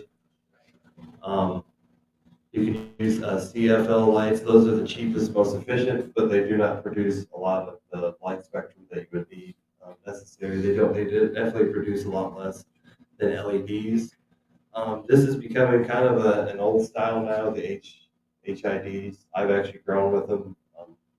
They produce a lot of heat and they cost a lot to grow. And obviously the price of electricity is kind of expensive now, so you kind of want to limit what you. And they're a little for if you grow at home, it's a little bit of an unsafe setup. They get too hot. I Right. have literally Too seen hot. one of those break a bowl and melt through someone's floor to their basement. It was like lava dripping from the bowl. And It just got hot and he was at home. And you'll So have that to one- use different bulbs for each cycle. Like for veg, you'll use a certain bulb. Yeah, the HBUs, the high pressure HPS, or the metal halide, and I mean they do produce. I've grown a 12-ounce plant. They do produce the biggest yielding plant, but you don't really get the return after spending electricity and then trying to dissipate the heat that it creates. And it's a limited terpene profile that you'll get from those Yeah. also. You roast a lot of them off with that. Yeah, for sure. Terpenes are very heat volatile. So high heat in flower is a very bad thing usually for most cases. Oxidizes the terpenes in the trichome heads. And then honestly, with Yeah. sorry, Dan, here. Honestly, like people like in flower, if your cannabis is extremely stinky when the lights are on, that's a bad thing. You don't want it to smell hardly at all when the lights are on. You want it to smell when the lights are on, because that's when it's replenishing its trichome heads. If it smells very pungent when the lights are on, it's too hot. It's expressing all that out, and you're losing all of those good terpenes out in the air. So that's why we'll talk about the LEDs, especially that the LED market in the last 10 years has changed dramatically. This is an example of one of the LEDs. This is a bar style light that a lot of people are using right now. It gives you a wide spread throughout a tent. They fold up. You can move these however you want. But this is a cheap Chinese light. I think it's an Agelex 240. It's about $200 light. But this light's paid for itself 30 times over. In reality, with LED lights, the biggest difference when you see the cost is the diodes that they've got. Certain companies are allowed what's called binning, and they get top binning, and they will literally get the best diodes, and they get the selection of the diodes. Samsung's probably one of the best ones. Yeah. Samsung, You want I to think have these one are of those. Osram diodes. Samsung 301H, I believe is. LM Yeah, 350. yeah. One But Bs, this and is then this is the real difference. 660 nanometers Is your- red is your big one. You want to make sure your grow light has at least 660 nanometers of red. Yes. So that's a big one also. And some are dictated, some are geared towards vegetative plants. Some are geared towards bloom plants. So you have to also watch. Some can do the full spectrum. When you see full spectrum, that means it will do your plant through the whole grow. All the way through. And that's what this one Mars is. Hydro is a good one. Mars Hydro is a very cheap, affordable, full spectrum light that will do everything you need. Especially if you're not wanting, you don't want to invest $1,500 on a setup. Start with And Mars Hydro. the cost of LED has really come down for those cheaper end model ones than say 5 or 6 years ago when LEDs just came out. So those prices continue to fall as those technologies develop. So LEDs are best because they, like I said, they offer a full spectrum and they don't create a lot of heat. And that's the issue when you don't want your temps to get over 90 degrees when you're growing cannabis indoors. Because then you start burning stuff. You start losing water moisture in your soil, and as well as other issues. So LED lights is basically the way to go nowadays. Cost effective and you Yeah, get the cost best production. effective, Yep. especially with the rising cost of electricity. The lights nowadays that they're talking with LED are really coming around as they can. I got a Science LED raging push, and it's one of the top ones. Yeah. And the reason why I went with that light is because I can mimic sunrises and sunsets, and that's what I want in the world. And I can adjust the red and blue. And sometimes you guys will be outside and see that really red sunset, and that's what I want to do inside my grow room. So you can go out there and get that light if you desire, or go Mars Hydro, get them on Amazon for what, $300 now? Something. Or we can special order HLGs at the store. Those are really good. And HLG's top 10 diodes is, upper echelon. You can go from $1,700 down to $400 on their lights. Yep. But it's all about what you're growing in. How big of a space are you growing in? Those are all factors. You want to grow 5 really big plants, you're going to spend about $3,000 to $5,000 on lights. You want to grow 5 2-foot canopies, on a 4x4, it's going to cost you around $600 to $800. And remember, you don't want to take one of these big lights and put your clones under it. If you have young plants, like this is a great product here that I found that it's actually just a little 13-watt light on Amazon. It's an LED, and I bought it a few years ago on my clones that sits above that clone bucket, and I have 199 to 100% success rate now with that light. So you can buy smaller lights if you're cloning. Don't use your big lights under your clones. And keep the distance, like we're going to talk about here. Keep the distance. If you put your hand under the top of the plant and you feel heat on the plant, then it's too hot. If you can't put your hand under the light and be comfortable, your plant's not going to be comfortable either. And you want to follow your manufacturer's recommendations. Almost every light comes with a recommendation of height and with their spectrum, what light they offer. So it's pretty easy to follow just their recommendations. And there'll be different positions. Obviously, it's going to be closer as you go towards flower, and most of the time, farther away when you're in bed, just the plant gets more used to the light, especially when it's younger. Generally, what you want is in seedlings or non-rooted clones, you would want around a low low 300 par humals is what it's considered. In veg, you want 3 to 7 or around 800 if you have a good CO2 ratio. And in flower, you want to push at least 8 to 1,000. But if you have good CO2 ratios, you can push up to like 14. So that's a big one because when you have flowering cannabis and you're pushing 1,400 humals, and most of the time your plants are only about 10 inches from your light. And that's where, like we're saying, the LED comes in. LED, you can do that because your plant, even if your room says it's 84, your plants, if you shoot your leaves with a tint gun, you're probably in the 70s because LEDs generate their heat up top. HPS lights dump it all down. Yeah. So if you're 10 inches in an HPS light, your plants are on fire. They're cooked. So that's one of the good things about LEDs too, is you can have a higher temperature. It's not the higher temperature is not as bad for the plants as it is with an HPS light because it's a different form of heat. Yeah, Andy kind of touched on environment. That's a big thing when picking a light. You got to find a light that's going to fit your environment the best. Because you don't want those temps to get too high. Like if you're a tent, you do not want like an HPS. Never recommend running HPS in tents. You're going to get way too hot. It's dangerous. They're used in greenhouses a lot. A lot of people use them in greenhouses and keep them way up on the ceiling. Any questions on lights? Oh, the leaves do tend to tell you if your light's too close as well. You'll get a yellowing effect. The plant will turn like a weird, like limey green at first, and it will taco. So I literally turned my light really intense on this veg plant on purpose. That's right there. To give you a prime example of what tacoing of the leaves are up top. So if everybody gets a chance to look at that, that's what tacoing. And you want your plant to look like it's basically praying. Yes, that's a healthy light. Kind of how this one's praying a little bit up, like that. That's a praying. Yeah. The standing fingers. That's saying I'm absorbing maximum light. I'm feeding it maximum ability. I'm happy. I pray. Happy. So yeah. If you're gonna grow it outside, the optimal place to put it. You want full sun. So yeah, and it's strain dependent too. If you're doing an auto flower, you're going to want as much photosynthetic radiation as possible. You can do a cover or an awning or a greenhouse. Some people use, depending. It's just the situation. Some people put a fence up to block light, so it only gets a certain duration. I mean, just.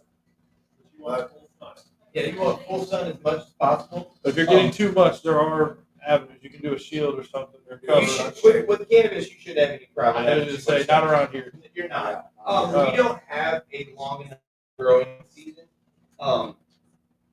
to like overgrow your cannabis per se.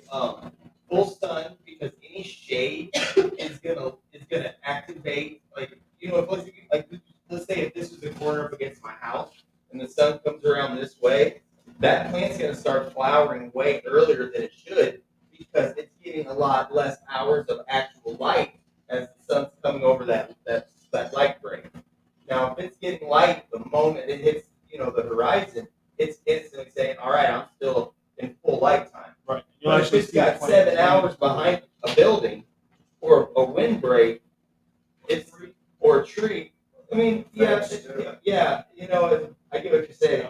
But yeah, it won't make it massively different, but you will notice a flowering change, a sex change before a plant that's in full sun. So it will probably yield. It'll probably finish quicker because it triggers faster. So when everybody else in full sun's harvesting late October, you probably need to be looking early October, really watching it. In September or October. That's the only difference between the amount of sun that it gets compared to what it don't, because it's the triggering effect, the hours of light and dark. like June, we start getting less light. Solstice. So usually right around that time is when outdoor plants start saying, "Hey, I need to start get finishing. reproductive. Yeah. I need to, put out my Pistils my and pistils and flower and bloom." That's generally their triggering sign is around June 20. Something in the June. Beginning of July as well. Yeah, that's I usually put a hot time for it. I had my plants were about 6 feet tall. I put them on second week of July last year, and I had three. One was next close to a privacy fence. The other one was right in the middle, full sun all the time. The smallest one was 6.5. The tallest was about 11. And there's a difference of 10 feet in where they were growing from. A good stock. I would Silica use and CalMag. I did use bracing on mine. I did just yard stakes, and then I would tie it with soft water tie, and then after it would grow to be strong enough to support stuff, I'd pop it off, move it up to the next branch. We'll show you with the bud clips what Yes. low stress training will do for the benefits of your stalk and how bending branches will make them thicker. Once we start doing live presentations, You can also just put the pot in the plant and grow it outdoors, and when you have storms, they'll bring it indoors. that's Yeah. a lot of people have been doing that also because then you're not stable to having to run out there and Yeah. deal with an 11-foot tall plant in a thunderstorm trying to figure out I how got It's not fun. questions for that. It's not fun. because Yeah. Cole, if he's in here, he Cole's dealt here. with the storm. How bad did you get destroyed by your storms the other year? What? How bad were the storms on your plants? What do you do When the to windstorm, protect your outdoor plants? Try to get them more like, because they're not absorbing much air, like short, wide. Yep. Training. LST Training. training. Water Try to training, get them, yeah. try not to get them too large, otherwise it's one big sail. Yeah, they basically take off like a sail. You're gonna Exactly have right. to break, and sometimes one just like break off to get too big, but I don't think like too smaller, so. Yeah. With it, just kind of. If you plan on growing outdoor, if you're going to grow in the ground, I personally recommend growing from seed because you're going to get that tap root. Yeah. Clones do not have a tap root. That's their one big downfall. Some people say that makes the plant not have soul. Yeah, some people say it means the plant don't have a soul anymore, and that's why clones aren't as good. That's you believe that if you want. But Bro side. outdoor, the taproot is going to strengthen your plant from weathering storms a lot more than a clone would. It's an anchor. Because a clone is going to root out this way. And not And be as down. deep. A taproot, You can train them. You can manipulate them. Yes. Yeah. You can take a chicken wire fence, put it over top of it. tomato cages were great. Tomato cages. You can Just stake start that, early, that just chicken keep wire pulling them out. down.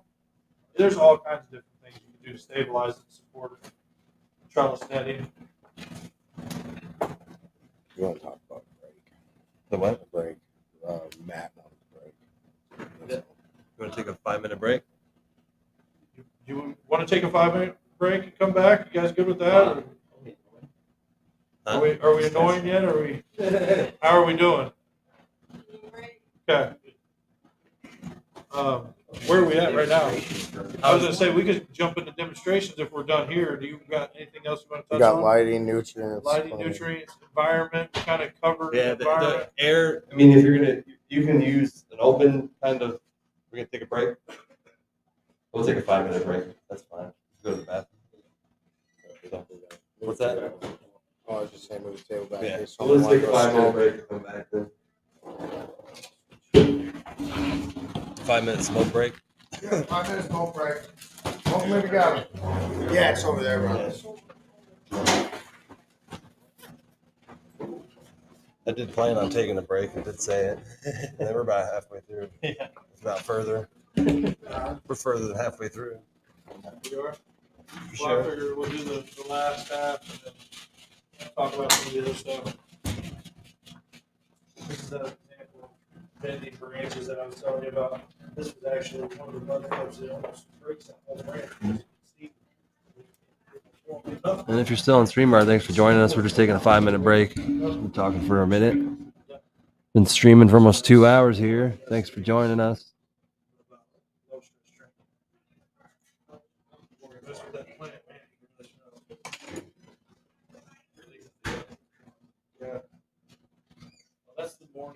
so we actually had a guy finish that plant out, try some of the flower, and it was exponentially. That's a mother plant that we literally brought here for educational purposes only. That'll be the plant we're destroying basically by taking clones off of. It'll go in the trash because we have no room for it. We're just kind of capped out on space right now. But we have clones, so that's the main thing. We won't lose that genetic because there's clones of it. That's the rebate right What about the herb? There is a risk, but most of your genetics, if you do it right and you're not like fluctuating, you go from a flower state straight to a veg state without a lot of. That's the Charlotte's Web. That is the Charlotte's Web. It's okay. That's a living cocoa that we got working on. That's living cocoa, and then the plant strain is Charlotte's Web. It's CBD. Just a little bit extra heat, cold, and shot ball. Oh, Chili out there. Very exciting. Because this is my own season. This whole right, this one, this one. So anything that looks like So I was really Yeah, you intrigued to take try this branch here. project. Take How that male as long looks. as it's not Those illegal, bud you sites, have to have it pollen stopped. sacs, that male will transfer over to the Yes. season. So I should have That's great. Yeah. figured nose spaces real tight to this bud on this plant. Your shoes. When I run these That's genetics. the best way to what I'll take look for after that project is done. But I'm gonna get 100 seeds from there that I'm gonna have to hunt at certain points, just get rid of the seedlings that look like Somebody. crap, the ones that look like they're unstable, just toss them. The ones that look really good or growing great, I'll keep those. You decide if you're gonna back cross, what are the terpenes on, what's the THC, there's all kinds of different factors. I mean, you could spend 2 years breeding something. It's like almost a and lavender. Honestly, have trash projects. Like a lavender. Spend all that time on it, end up with mids, yeah. I never really get it, yes. Yeah. So that is a good, yes. Oh, lavender. Definitely not that. That's definitely. I would remember that. That's the name. I don't know what it is though. I'm not good on them that things. I'm only met one person that can hit it and name it every time. It's crazy to see. Who's that? Zach Haywood. He used to work at Stony Branch. He actually moved back from Colorado. It was very impressive. Hey. I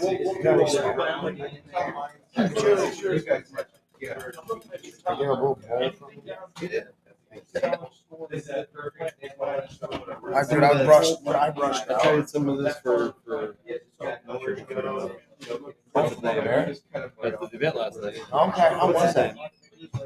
You were there. I wasn't last night. I'm talking about the Roosevelt. Oh! From what's his name? Shrek.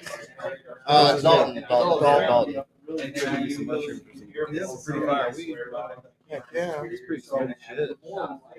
I got some extra, but I mean, I I got some of that too, but it's one thing, but it kind of harsh, but it's actually face. But this Dalton stuff is sweet. I wish I could have got some.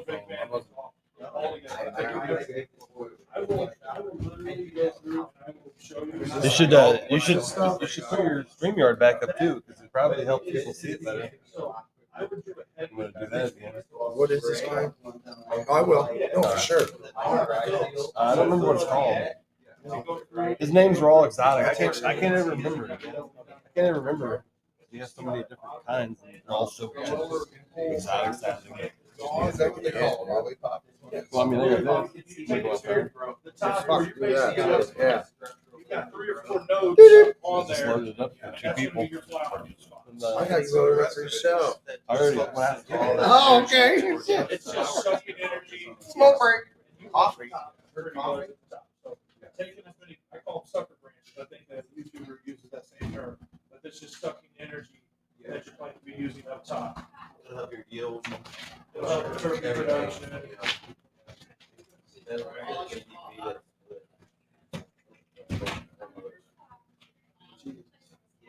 why I bought the bug clips. Yeah, no, you're gonna love those butt clips. That's awesome. That's great. That's the main line right there. Yes, sir. All right, you guys have a good one. it off. All right, man. Thanks for stopping by. How are we doing? Okay. So, are we all over the place? Are we doing all right? Long answers? There's really no easy way. Because it's just one thing evolves into the Right, next. there's so many different aspects. Biology class. Yeah, I lighten up on that because That's why I said we're gonna start getting into the elemental scale on it. It's like, man, Yeah. that's a whole 45 minute conversation. I do not touch the high point any defoliating or trimming after week 4 flowers. Because that This is is a very CBD, CBG compost. Oh, I've been taking that lion's mane. Ask Dan what those are for sure. I defoliate heavily. Like, if this was my 60 plan, I milligrams was of gonna CBD put and 60 flowers milligrams like of this. I would take all of these I start out with one a day. I'm up to and taking then I two a would day. put that plant. And And then I would really trim again enjoy the every combination of two and take almost every other big family club.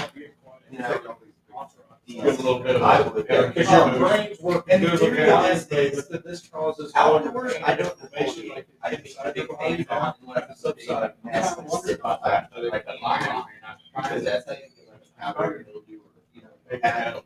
edible. But And I take the lion's mane and then I have it edible. Boy, my you know, heart they're aches stored, goes like. and they store. Yeah. And then you can't, it's almost like you can't get mad. Inside Yeah. of your tin. Yeah. You don't have to buy it. Entourage. Have it every day. They don't need storing. They don't need, they're getting all their light every minute of every day.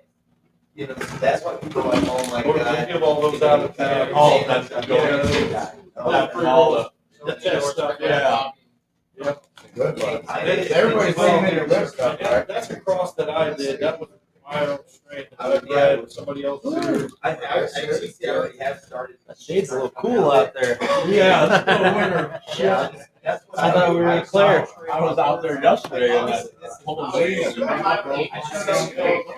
11 days, and then I kept getting thirsty after about 4 glasses. Right. But yes, I always I test all of the Yeah, I'm really enjoying the lion's mane. I'm hooked on those.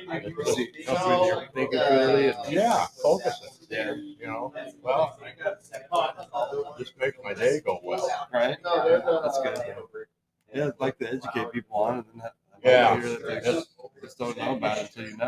And there's so much shit out there that you just have to pick your poison. Right. And what,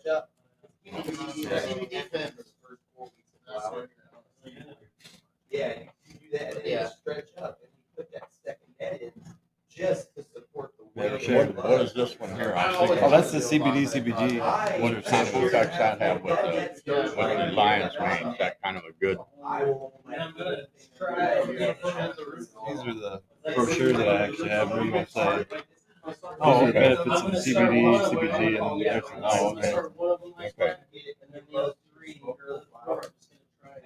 But they do so much that I can't really sit there and explain. So that's why this just tells you better, you know. This treats everything from pain to cancer, anxiety. When I found it, CBG in my life, it's really changed my I life. was just thinking those super small. I have ulcers, so it helps treat ulcers. It helps treat Oh, anxiety. cool. Oh, It helps yeah. kind of regulate your I've seen one like gut more. Take Regulate the your gut. top of hands, It has like an it's effect on your like nervous a- system as well. So it's more like, kind of like a neuro. Okay, so this is a little bit more of a medicinal. Yeah, it contains CBD and CBG both. Just one a day. Yeah. Yeah, it's considered a mild dose. I take 2 a day, but I have a fast metabolism, so Yeah. I would take double what. Well, I take other stuff too. Yeah. I take elderberry every day. Yeah. That kind of immune fighter too. Yeah. I don't think you can do too much. I mean, No. But this is from a cannabis plant. They're cannabinoids grown locally, and I harvest them and put them in oil form. oh, okay. So that's the coconut oil. Oh, okay. Which coconut oil actually is another medicine. That should Yeah. put on there as well. Yeah. It has a lot of benefits.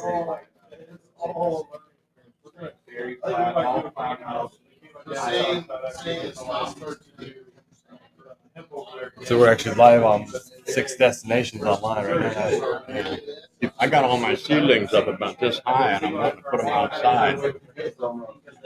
Oh, I'm cannabis plants? Yeah. Your cannabis plants? Yeah. I got about 30 of them, about that tall. Yeah. And every year I put them out, I get so much transplant shock. Yeah. They grow them right You outside. can see people here that show you there's a bunch of stuff here. We got plants. And we still got people looking at everything right now, so give us a minute and we'll continue the class. Thanks for joining us.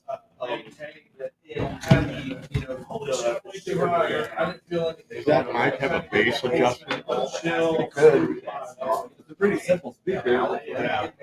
Well, it just seems like you're just a little muffled, but I'm hard of hearing. Right. It's not that bad. She was worried about. Bluetooth. Yeah, that's really. I don't see anything with that. It's pretty simple. I think you might have to control it through your phone. It's one of the really, really cheap brand speakers that you buy. It's really cheap. I've never even heard of that brand. Oh.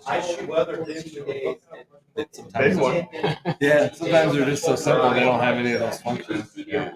Again, so cheap. You get full spectrum, There you go. whether you want it or not. I'm not a musician, so it's probably the way I'm holding the microphone. No. Well, and I'm Well, thank you. That's for our friend Jimmy Mead. That's for our friend Jimmy Mead. We're trying to get him a wheelchair. He's kind of an OG in cannabis growing in Illinois.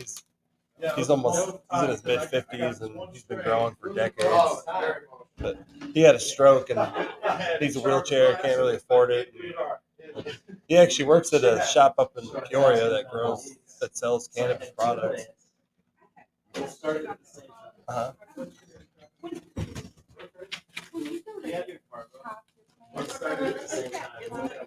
Oh yeah, for sure. Yeah. Yeah, you don't have to use hormones, but they do sell Clonex as a hormone as well as there's a couple other brands. You can use like that. hardest thing is doing it the first time. But yeah, it's best to take that, top of the couple of the leaves off, and then shave a little off to kind of get into the tissue. Yeah, you kind of want to aggregate that tissue to get that clone gel into there, whatever kind of gel you use. Oh, really? Just simply using that? Yeah. Well, whatever works. Yeah. Right.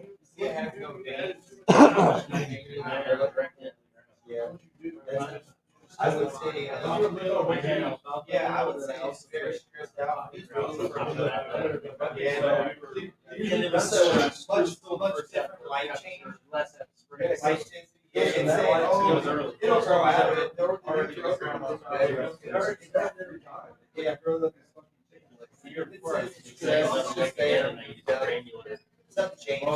Yeah, don't do that. Rabbit chicken is the best stuff for you. That's really great.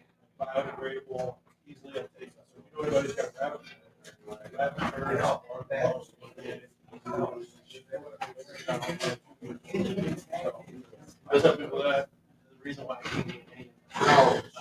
Hopefully we get a little better connection with the routers going out. Probably because we got a lot of people moving around right now. So hopefully we don't lose your connection. You still got anybody watching? Yeah, 6 on Facebook. I don't know how many are Rumble. Anybody been ripping us pretty bad? No, it's the same people that joined me in the podcast. Thanks for hanging out. We got a fun for Jimmy Mead over here too. So Yeah, some people just donated. Thank you very much. sent in some RSO yesterday. Jimmy, if you're watching, I hope you're doing good. But we're gonna continue here once everybody gets seated again.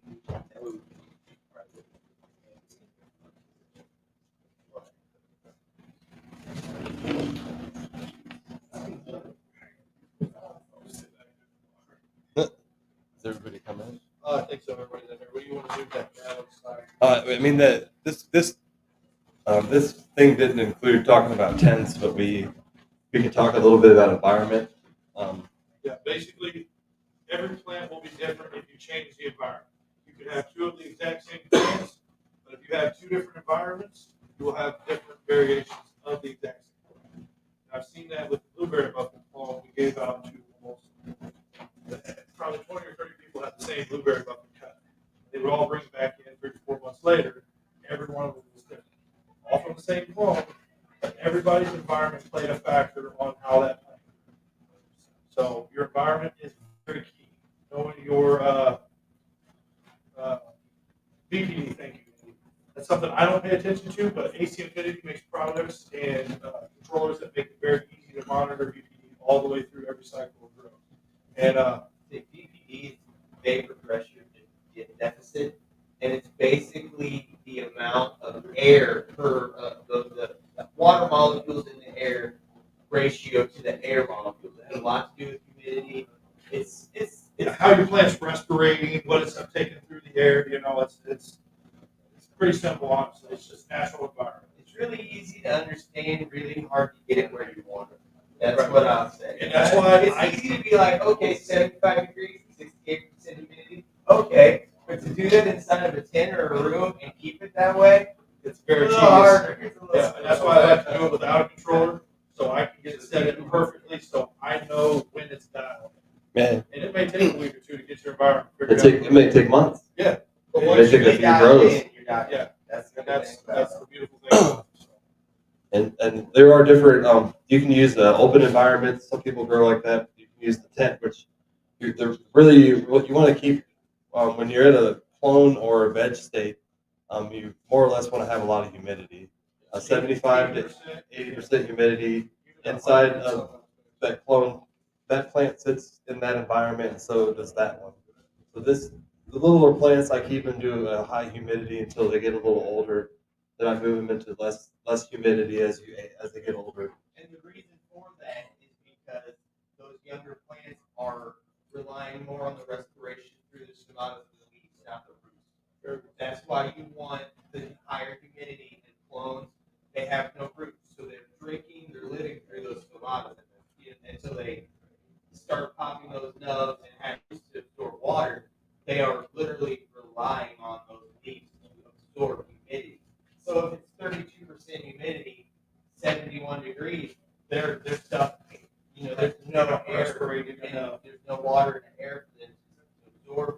Those tomatos are closed. The plants are probably they probably look underwater. Then you're probably thinking, oh, I gotta water them. It's a vicious cycle. So environment is a huge role. Huge role. And that's why you end up getting tents a lot because to control that kind of humidity, you have to kind of have it in a controlled environment, and smaller, and you can add a little humidifier inside of the tent. Large scale, it's a lot harder to control. If you're indoors and you have a tent and that's your plant, that's your method of growing, I recommend that you work very hard on controlling the room that it's in. It's called a lung room. That is a big deal. Like in my room, I run an AC window unit all the way through December and January. So that tells you anything. It'd be 30 degrees outside, and if I'm in veg or I'm in flower, my AC unit's running in my room because my tent will get too hot because the room itself cannot vent properly. So I have to control that lung room.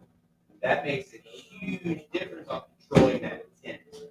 Having a fresh air exchange is a big deal. And a basement helps a lot as well. Yes, Growing in a basement. Standard temperature. Yes. Growing in a basement is. I built rooms insulated each individual room, and I have those rooms with induction fans running. So I have 3 rooms that I can control.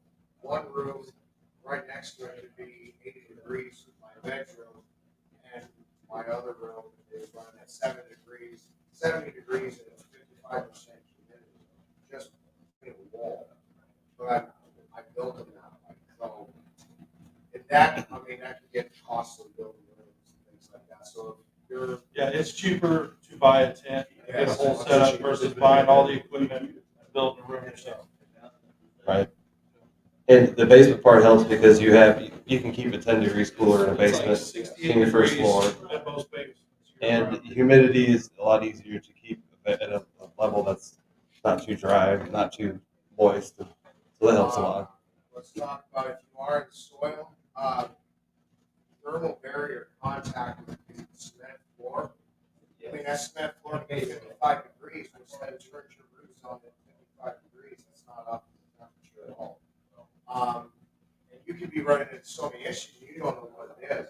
Just taking cardboard, Just break that actual sitting on that hardwood. getting off that concrete. It depends. Yeah. When I grow hydro in my buckets, they sit at 65 degrees all the time, and it's perfect with the contact I have with the concrete. And that's why I've grown high basement, and I love the method because of that fact, especially with hydro. Because that you want to keep that 65-degree temperature for your root zone. It's pretty optimal. Yeah. Three most important things when it comes to growing indoors: light, your environment, genetics. Light, genetics, and then your environment. That's how I would list the question. Sure. So we'll go on to the different stages of cannabis. We've talked a lot about the seed germination, obviously, and growing from seed. And this is usually the seed from 3 to 10 days stage of a cannabis plant. It's usually when you don't want to give it a lot of nutrients. Really, this is really the only nutrient you need to give a plant, something that's similar to this product.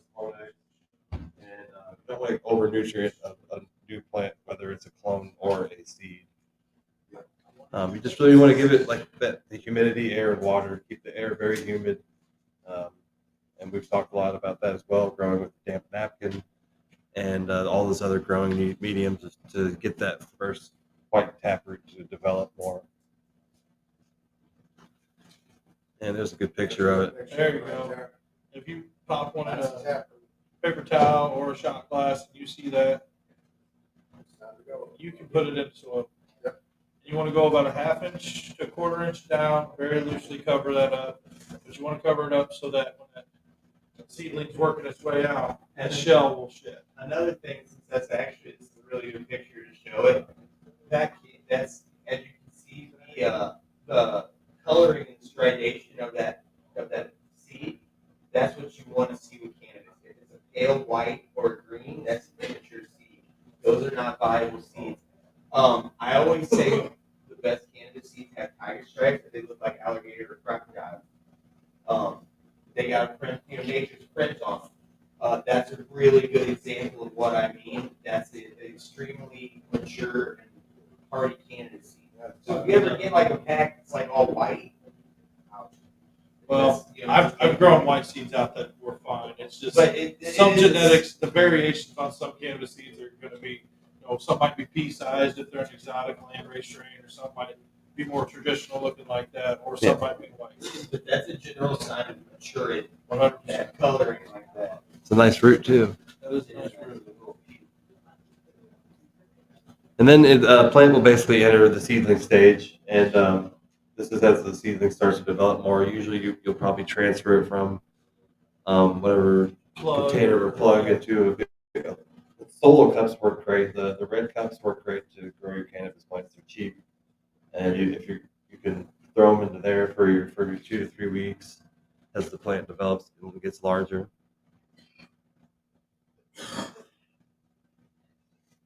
And then we're going to get into the veg state of a plant, which is the 3 to 16 weeks. And this is when your plant's going to get 18 hours of light and 6 hours of darkness.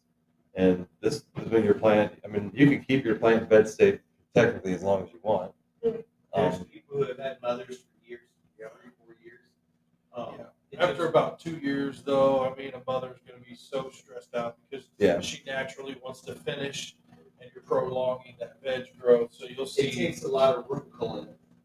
If you cut the roots back, and it forces it not to realize it spends its time growing roots in recovery. And then you give it a finite amount of time. You grow, you clone, you cut your clones, and then you cut the roots again. And it's a very big up and down. Just right there.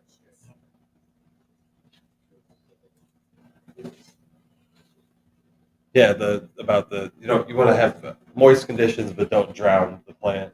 Yeah, you can very easily overwater the seedling. I think having a fan in with the humidifier helps to have something humidifying and then have something circulating the air, and that can help keep keep it from getting way too moist inside the environment. So fans are needed on every stage. If you don't have a fan in every one of your tents, you're not going to get. It can lead to mold issues and stuff like that. So having the humidity with the air movement is essential to keep it from having a stunted growth. Yeah. And the veg stage is typically from 4 to 8 weeks. This is usually your 18 hours of sunlight, like I said, and your plant's just growing, getting bigger, and eventually, at one point, you can turn it to the the flowering stage, and this is basically the last 7 to 19 weeks of the plant, and this is when you turn it to 12 hours of daylight, 12 hours of darkness. Yeah, and the first 1 to 3 weeks, this is when the plant is really going to stretch. You may see a 25 to 50% growth. Some plants do almost double in size. It's always good to prepare for double the growth. Yeah, for sure. Like that plant would fill a 2x4 if we flip that veg plant right there, the one that's got the taco leaves, because it will stretch. It'll be double that size. And this is usually when you'll about at the 3rd week you'll start to see some pre-flowers. Is that what I see in that plant? You said what we said? It dealt with some light issues, so it may be pre-flowering, but it's been on an 18-6 cycle until we got a timer. So there's probably 3 or 4 days where the light schedule was messed up. That's pre-flower right there. That's pre-flower. See these? This is a sign of a female pre-flower. Yeah, you'll see the pistils start to come out, and this is one that's 14. So this is probably 10 days of flower.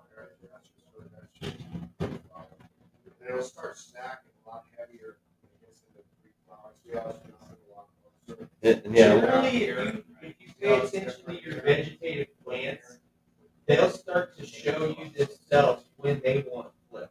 Yeah, and that has a lot to do with the size of the root ball. It does, and and I think it does have a huge. They'll start to throw their pistils out and say, I kind of always explain it like this is like an immature plant, and it's when they start throwing these out, it's their way of saying like I'm going into puberty.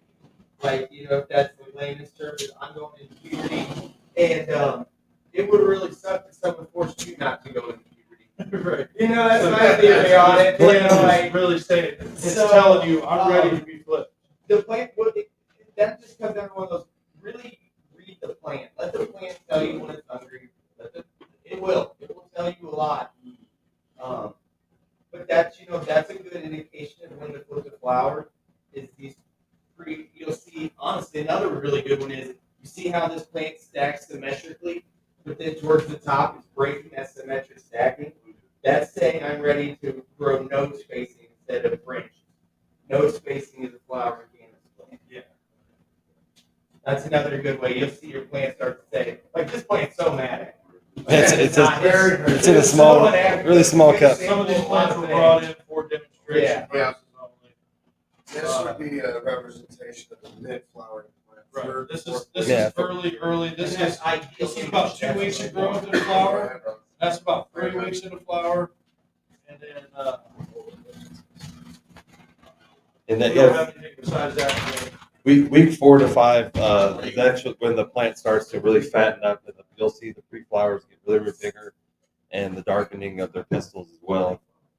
And that's basically we got a piece of late flower. It's a late flower. Brought in and once everything's all done, pass that around. And then obviously in the late flowering phase, that's when your buds are really going to fatten. You're going to see a lot of color changes as it starts to finish. Around week 4, your plant should stop stretching, and it should change it should switch its growth hormone to densening buds. That's when you're going to start seeing your node space where your flowers beginning to grow in density. That's usually around week 4. And you'll see the phase starting to happen. So that's getting semi close to harvest for me. So some people say, it's been studied, but about week 6 your plant has produced as much THC as it's going to produce. And then those last couple of weeks, most strains will go, your 8 or 10 weeks or however, but those last few weeks is more of the ripening over effect. Your 7th week, I tell people like bananas, buy them from the store green, that's week 6. 1 week, they're still might be green a little bit, but they're starting to get yellow, and then 2 weeks after that, those bananas are ready to be And yeah, and you can at week 7 you probably want to start monitoring your trichromes for the ripening, and they sell magnifying glasses. You should start monitoring trichromes as soon as 30 and other stuff to that 40 days. like Phil has in his hand. Because I've seen some of these new plants, they will flower in 45 days and be done. I've chopped plants in 45 days and flower that were completely done. And Phil's got a microscope up here. If you see that flowering plant, we could look at the trichome heads and kind of show you an example of what you're looking for when you're looking at trichome. And then we got this plant here that's way overripe. It's actually re-veg, so there are some very cloudy and degraded trichome heads on there. Yeah, this is a very important time to pay attention and know what you're looking for, because it's ultimately going to determine how potent your flower is. Or if it's more indica or sativa based as well. Yes, you're chopping at 80% cloudy, you're going to get more of that charge, hyper. Yeah. Strain dependent. In a way, yes. In a way, it's that like sativa and indica is a very broad term. Sativa and indica is really a terpene based. That's what. But a fully cloudy, milky trichome has a lot more psychoactive THC. So you're going to get more cerebral high. It's going to hit you harder. The amber degraded is going to give you more of a relaxed. It's more of a body high because it has more CBD content. Degraded. So that's kind of what people say sativa and indica, but in reality, it's more just a psychoactive content to the trichome. But it is a good example. Right.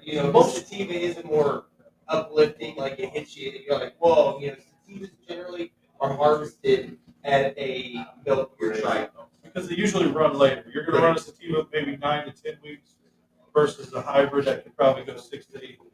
Most sativas are generally a island strain that is very, they like long flowering time, hot weather, and indicas are more North American bred cannabis. They can withstand a little bit colder. They stay shorter. They stay fatter, and they like to push that amber a little sooner. I love both. They both have their ups and downs. Having a balanced entourage effect. But that's also, like we were saying, a sativa is going to stretch a lot more than an indica. So if you have a sativa in a tent next to an indica and you think you can have one light in there, you're probably not going to work. It's probably not going to work. The sativa is going to be up into the light, and that indica is going to be down here wanting more light. So that's one thing. Like when you're growing your 5 plants, like you could literally have 5 different tents for 5 different plants. If that makes sense. As a new grower, you can get really stuck in a bad way if you have a plant that wants to be 6 foot tall and one that wants to be 3, and you only have one line. Which is why most strains are hybrids. A lot of hybrids are around nowadays. So when I say 80% cloudy for more sativa, and then more amber for indica, that's what I'm talking about. If you were growing hybrids, that's how I would base that. Depending on what leaning side of effects you're going to want from the plant, I would chop earlier for more of a sativa effect on a hybrid, and let it go a little longer for more indica effects on a hybrid. Me personally, there's no science. That's just my theory. And you can see the pictures on the screen too of the different stages. There's one pre-flower, and then mid-flower, the finished cannabis. And don't be, if you see burning or stuff at the end of your grow, don't be worried. It's part of the curing process. People all the time, their leaves will start to curl, towards the end of their flower, and they'll think they did something wrong. But many times it's just the plant, it's a natural way. Like we were talking about, that natural flush is eating its own nutrients out of its last bit of soil, out of its own bottom leaves. Yeah. After week 6, I'm not feeding anything. I'm going to be using a carbo flush. And then, literally, yeah. Yes. As long as you don't see bleaching is usually the issue you don't want to see. That means you have too much heat and your lights are too close. That's a different issue. So Okay, so now we're into harvesting. yeah.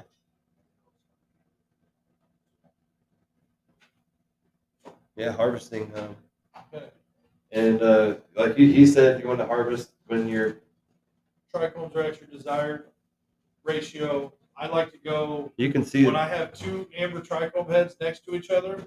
That's a big indicator I'm going to be chopped. So if I'm scoping around and I see two degraded amber heads, you can see this about picture that 10 here to 20%. on the screen. That's pretty. You can tell pretty well. Yeah, but if you zoom in on that, you'd be able to see those, and you would know when to chop. Yeah. White trichromes all over. And here it says, like it says here, trichromes start clear and transparent, and when they become milky white, and some of them are amber, that's the best time to harvest. If they're all amber brown, it's probably too late, and that's probably when you're going to get an indica more. Yeah, Good it'll be sleepy more high relaxed. and something. But it doesn't mean if it got too that far that you can't use the cannabis. It's just you want to harvest it at the proper time. Oh, they actually explain the pistols and.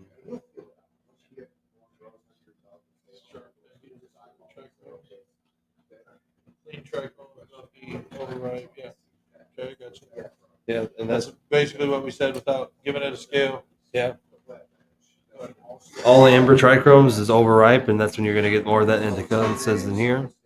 And the harvesting part is when you're actually going to, many people harvest different ways. I cut down the whole plant and just hang it upside down. And in that environment, you really want it to be about 55% humidity in an environment that has a fan in it that's not blowing directly on the cannabis plants. Good rule of thumb for cannabis drying and curing. 60 degrees, 60% humidity for 7 to 11 days. I mean, you go as long as 14 days. But that'll help that chlorophyll degrade and everything to where it's not getting stuck on that bud to where it smells like hay. Another really, really important thing when you are curing, having air movement underneath of the plant. And if you can, put it up top also. Right. Never directly on the plant. Because those gases will emit, and you want them to circulate and get out and away from the plant so those terpenes ripen up and you everything. can prevent mold. Mold also Yeah. big. That's really big. And if it gets too humid inside that room while it's drying, you're going to have mold issues. So always remember the 60-60, 7 to 14 days.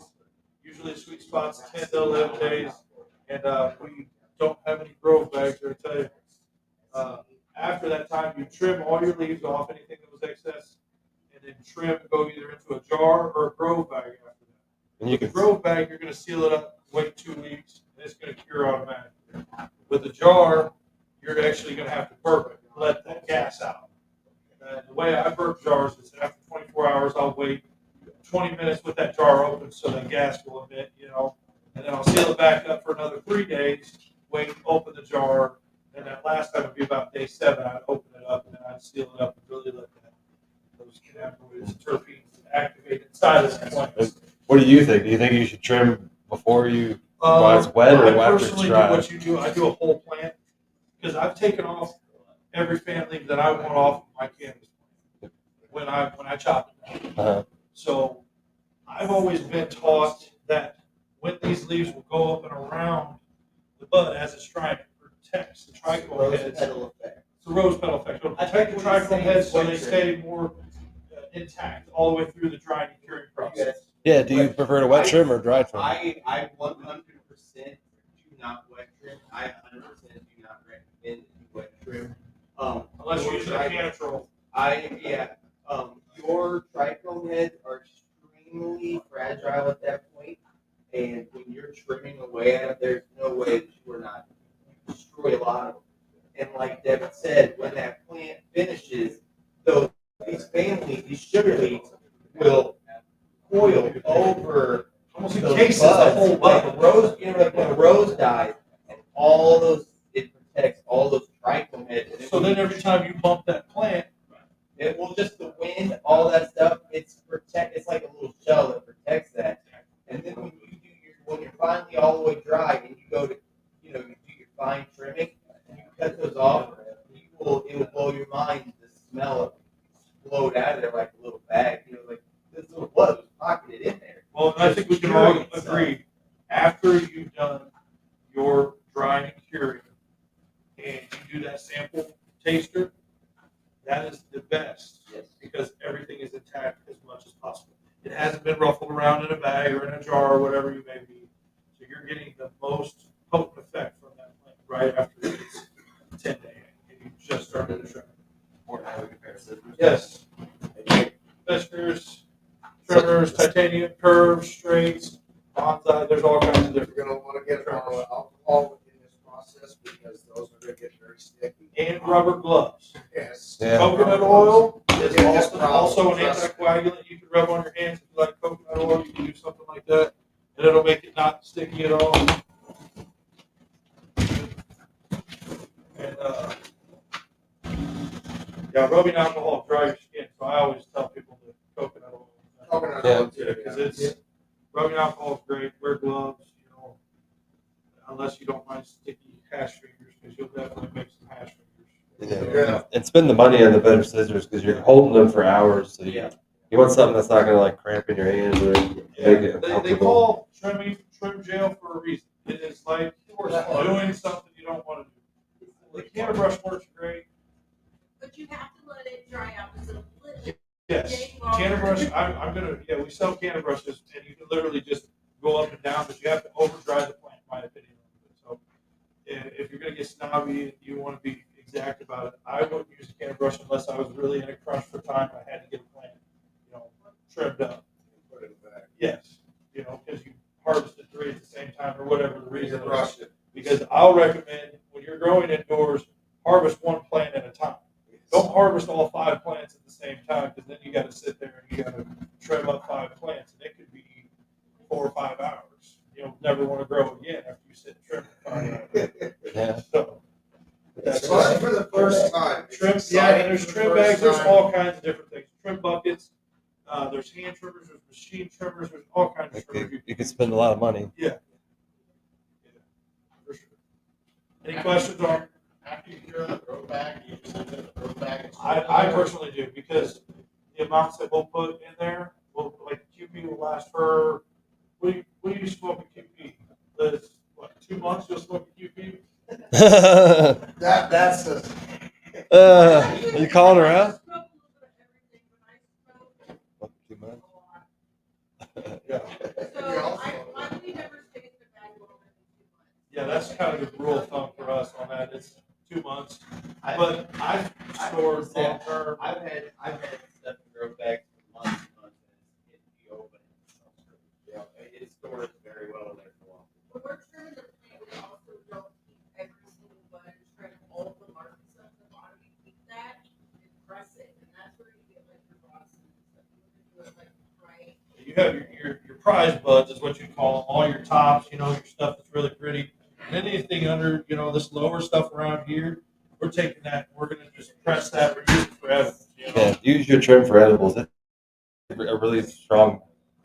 Don't throw it away because there's still a lot of cannabinoids Yeah, inside and of it. when you're figuring out your THC content for your edibles, when you use trim, it's always a good idea to cut like what the percentage is of the plant. Just cut that in half. So then you know if it's a 20% plant, well, your edible stuff's going to be 10%. So then that way you have a number that you can base your edibles off of, and make sure you're getting the right dosage.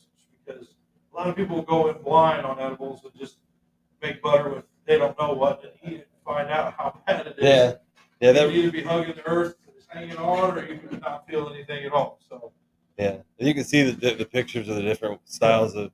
I think we've all used hangers before to dry our cannabis. I get metal hangers. Hangers and clothespins. If you're gonna cut it into pieces like that, and sometimes you can use baskets, drying baskets. And like I said, the drying process you take anywhere from 10 to 14 days. So what? Oh, that's good. I mean, I've had cannabis dry in 7 days. So you can also let it go for as long as 30 days. I've had it dry for 2 months. 2 months, and it was still just fine. I mean, as long as I kept it in that 55% humidity, and it didn't seem to. But it does degrade more into CBN Yes. as it gets that far. And then how to cure it, like you said, you can use those glass jars. That's the old school method. And now they make these grow bags and They've got the cure vaults, the sea vaults too. The Yeah. big stainless steel vaults you can put them in. That's long term. Like you can let it sit in there for And then six those months to a packets. year. I think those packets do work okay, but they over long term storage they do seem to take away the terpenes.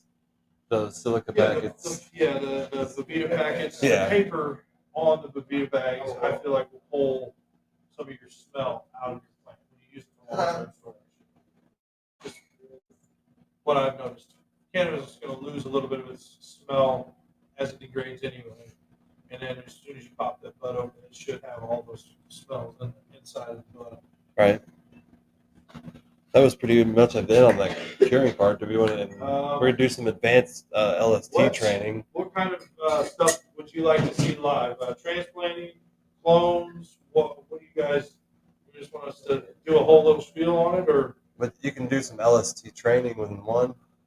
We'll move everything else stable. We'll basically set it up. Move this table right here. Do everything right there in front. If you want to do something like that. That's fine. You can do it right here. Corner. Is that the plant that's ready to go? Hey, you guys want to slide this over? Absolutely. Maybe slide it.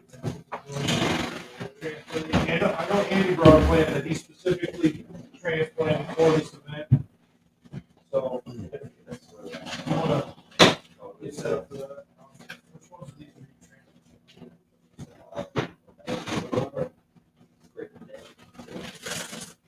I just don't. And does anybody want to see this veg plan as they're leaving for this re-veg? Because I mean, this is the factor that we didn't really talk about. This was something that you can do with a photo period. Like you hunt through a bunch of regs and you find something that you can't live without. It's the best thing you've ever grown, but you didn't take any clones of it. Well, this plant went 6 weeks of flower before I chopped these top buds off at a 45-degree angle. I just left some of the coals on. So what will happen is you go back from a 12-12 life cycle to an 18-6, and this plant will literally start growing new clones on. It takes about 2 months, sometimes 3 months, by the time these clones are, manageable to where they're actually plants again. But the bud is basically ruined. I mean, you can harvest that, but it ain't gonna be working. So we'll keep that plant now because it was such a unique, almost black leaf pheno, and this one, terpene profile on was very fruity and gassy. I really, really like this. So yeah, hard to let something like that go. But that's a read that if anybody was interested in that.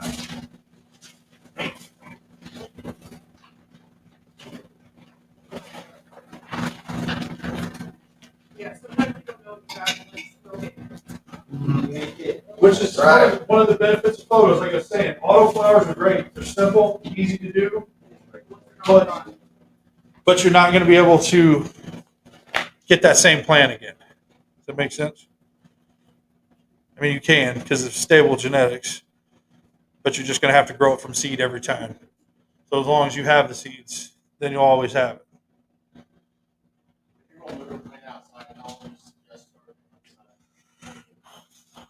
I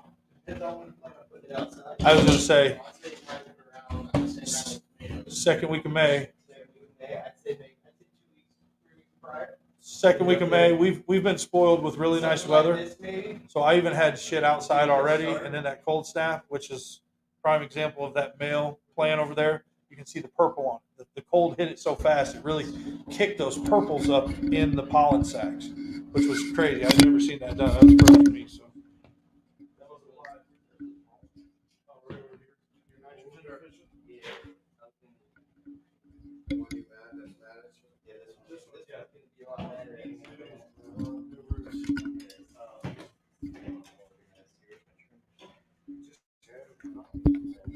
Okay, so Yeah, I'm just moving the what mic. I'll do first is I'll do transplant. I'll show you like the topping. Top a plant. The reason you would do something like that is it would stop its linear growth and make it start growing all these like this. One of the the reason this plant is so straight up is because I haven't done any form of topping or training on it. A lot of people using clips, they'll do something like this, bend it, but they'll do it way early. And then all these side branches will come out and you can tie them down, do whatever. But topping forces the plant to send all of its growth hormones to the side branching, because you will find a spot somewhere like, we'll go all the way down, we'll just take the clone right off of this one. Something like right here, you want to do a 45-degree angle cut, just snip it like that. Now those two spots will start growing, and that plant will now become a much bushier plant compared to a tall plant. This is also now, if you want, a clone. You can take it, cut off your excess stuff. And you want to have your water ready, because that's why I'm trying to help him out. we're not keeping this clone, so we're not as worried about it. But you want to generally have your cup of water ready, so that you can just go like this while you're taking your clones. Because if you take a clone and just set it there, that stem will suck up an air bubble into its vascular system, and it's basically like an air bubble going to your heart or your brain. Air in your veins. So that's a big no-no. So this is now a top plant. This is a clone. I'll show you now a FEM. This is a FEM. And since we're all adults here, I'll say it by the name. It stands for fuck I messed up.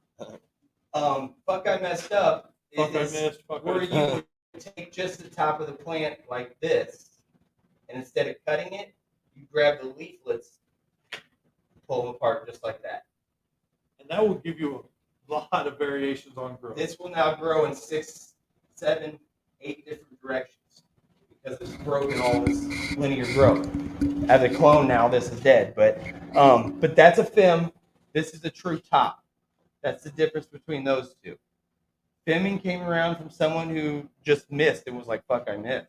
And then they realized, wow, it works in its own way. Well, if you don't get the whole thing, you'll get that extra crazy growth. The next thing I'll do on these plants, I left some down here to show, is I do what's called lollipopping or swazzing. That is where you will take all of this lower growth off of these plants like this and force that growth to the top, where you're going to be where you're going to have more yield to a light. You know, your light penetration ain't as good down here. This is where you're going to grow smaller larvae or buds. By doing this, you're forcing your plant to grow larger, more dense buds up top with a bushy structure. This is called, and that's why I guess, lollipop. It's like a lollipop. That's a very touchy subject. That's a very touchy because subject. the thing about it is, your space is going to be in jeopardy because you got a 2x4. You can top an auto to control the vertical. Here's the thing on the autos. They have a finite amount of weeks of growth. What I just did to this plant, if I was still running it, I expect a week of recovery, no growth. Yep. So that is a whole week in an autoflower's life. To this plant, to a photo period, that's a week. To an autoflower, that's a decade. That's a decade's worth of growth power, because it don't have an infinite amount of weeks to keep living. It only has this many. So that's why they recommend a high amount of training with autoflowers instead of topping, that kind of thing. But so that's a lollipop, all those goodies. Swazzing, transplanting. I'll do a 1 gallon. I always size up. I start in a smaller pot. I usually always take a solo and go into a 1 gallon. 1 gallon. And then I'll go 1 gallon to my 5 or 10, whatever it is. I believe that it makes a big difference to upsize your root ball. What I do, I take my soil. I don't have open already. I just scoop some into my bucket. Real easy. This is the best way I found to do it with as little shock as possible. I take the solo cup just like that. Bring this up here. Anybody order Jimmy John's? Yes, you did. it already paid for? No. You can come on in. You can walk in, man.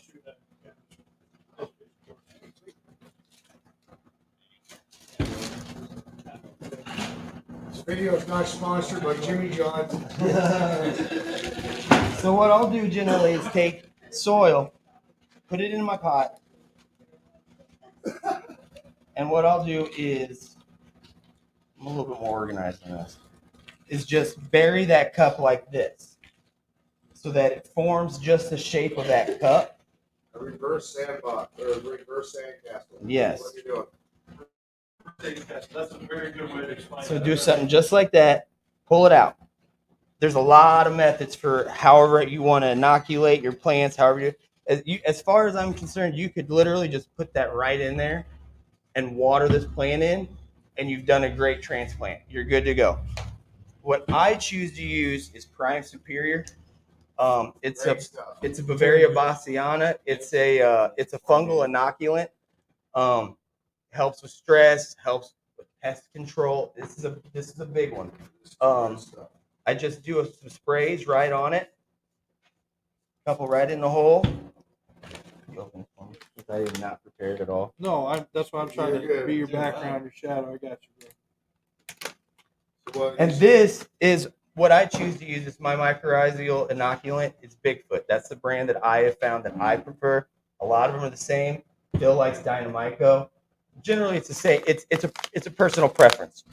What I'll do, this is a granular contact. So what you want to do is sprinkle some in there, and then another reason I like that Prime Superior is when you sprinkle this on there after you've moistened it, it sticks to it. You're not Just like wasting that. it. Right. So then all I do, just like that, And what that does by having throw a little dirt that on top spot on there and is it water- reduces the amount of water stress that root plant zone. in to inoculate all those spores to get them alive, rejuvenating, and it's as simple as that. I would water it all the way in 1 gallon. I would get it a full watering, so it's coming out of the bottom. Let it dry, and then just start your normal watering process. I generally hardly ever see any stress from this because you're not really breaking the roots up. And I try to push them to they have a good root ball. Not to root bound, but almost. I'll notice the plant saying, "Hey, I want out of this," and then they kind of, then I'll do my transplant, and I generally never see any true transplant shot. So this is how I have done my transplant, because I used to do it the same way. I would reach in, grab the roots, tear them up, and I would have droopy plants a week, and I would, I did something wrong, and then I learned this method, and I've never looked back. And don't forget, the biggest thing I can point out on this is water on this. Dry roots or dead roots in this. And a lot of times you can go around like where the root ball you just placed in there at. So you've got those roots searching for the water on the outside of the pot. Some people do that. It doesn't make a difference. It's just one of those kind of things. As long as you've got water that's saturating the soil, that's the main thing. So I guess that's transplanting.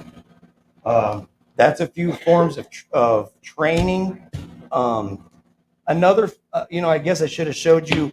Whenever I take a clone, I use a cloning gel. Well, we've got the morning dew for the clones. If Okay, do you want to do that? Then we actually can get Dan's arrow cloner up here and actually show. All right, that's good because these ones have taken enough. Yeah, we brought the big mother plant for this example solely. Yeah, you want to. My arrow cloner's full. I didn't think I wanted. Yeah, no, I understand. All right, now this is a mother plant that has some bud clips on it. You can see in here. This is an example of some low stress training tactics that you can use, because initially this plant was like this. So I took those bud clips and I bent these stalks completely over and opened that canopy. I kind of flattened that canopy out. So I'm going to be able to take 10 to 12 clones off of this plant easily if I wanted to. Now this plant is here solely for educational purposes, so we're going to chop it up. I'm going to let Andy get to it. This is an old, a separate jar of cloning gel, because I say that When you use a cloning gel, I always recommend that you pour a small amount out into a cup. Paper cup. Don't do what I'm going to do. This is one of my old cloning gels, so I don't really care. Because it's not bad. It ain't a guarantee, but it's a good way to spread pathogens through your. Because if this plant has any pathogens and I cut it, then it's in my jar. Every plant I ever inoculate after that's got it. Clone can be taken a lot of ways. Like I said, you always want a cup of water. For an aero cloner, I usually will take my clone, clean scalpel when you clone. Took that directly out of the package. 45-degree cut so that it doesn't hold moisture. And because that is where you're going to get rot. So then when I do a scrape of the stem like that to break open all those cell walls and membranes. Dip into the cloning solution. Doesn't have to be and then glove. whatever you're, if you want to get like a disc, The arrow. Well, I'll just show like just grab a disc. So Dan's aero cloner is just like all the other aero cloners. It has water in it that pumps with a submersible. You will put that clone into that sleeve about like that. And that water will mist up onto that clone. And after that, the aero cloner is the fastest method of cloning. Yeah, 4 to 7 days, people have seen roofs with aeroclone. So that is how you would aero clone. Now they have Q plugs, which is a little soil plug. You would do the same thing. You would cut the clone, put your clone gel on it, and you would just slide it down into your Q plug, which you had pre-watered, moistened up, whatever. Soak my plugs with recharge and fish shit before I put a clone in there, just to have a little something in there. It's not necessary, but. And then there's also rock wool, which I don't prefer because I believe you get a higher chance of it staying moist. You It's get just fibered glass. There's literally nothing in it. It's an inert material with no nutrients. So the other thing about when you take a clone, you want to take all of these side growth off. You don't want any of this secondary growth. So you just take all that off. You can use snippers to do this. You don't have to use a scalpel if you don't want to. Just make sure you're clean. Yep. This is very important to stay clean in this process. Yes. But this is about how I would want my clone. The next step I would do is I cut all the tips of the leaves off of the lower set. That stops these leaves from trying to grow or absorb nutrients.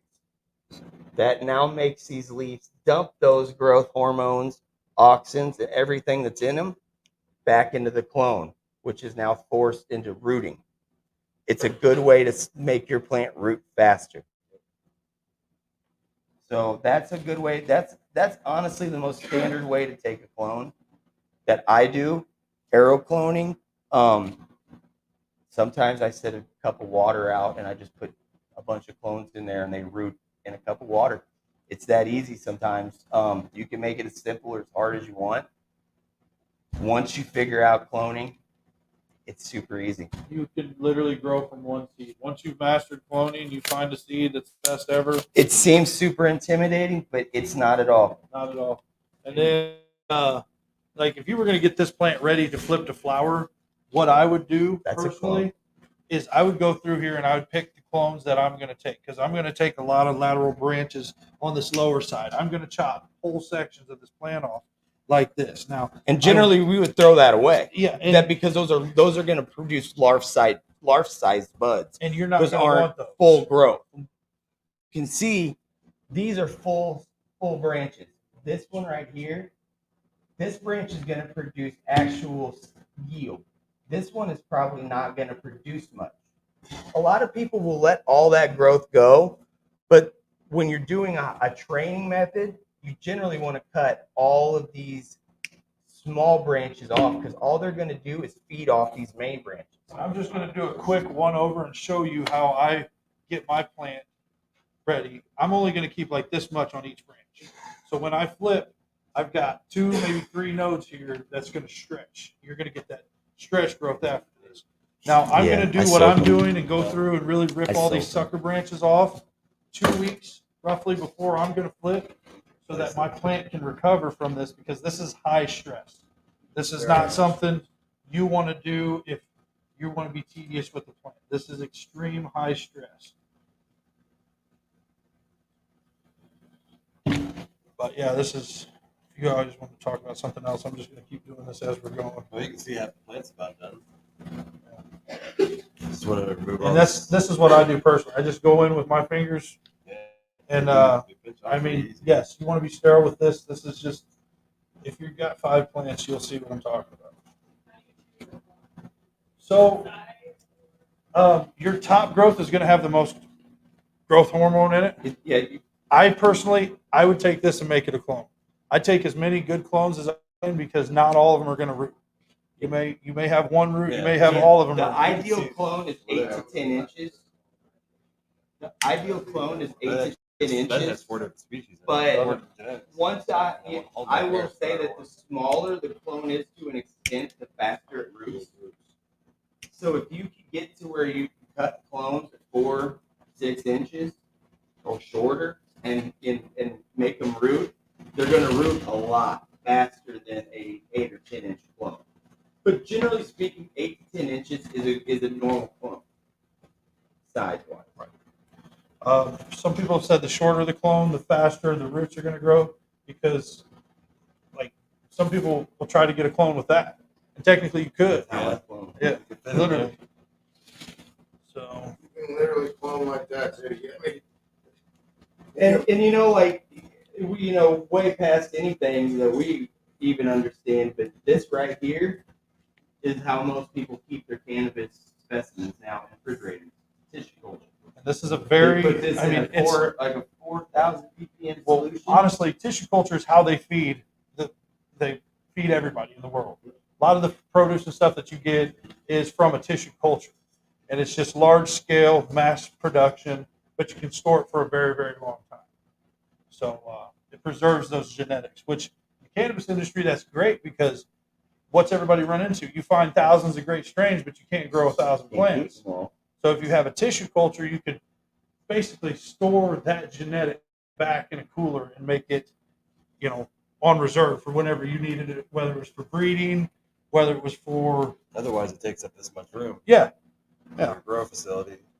And it's not economical to supply energy to a plant like that. Yeah. So what I'm doing is I'm taking off as much as I can here, because this plant is going to be ready to where it's going to get moved around in a straw net, and I'm going to have a node spot through every one of my slots in my straw net.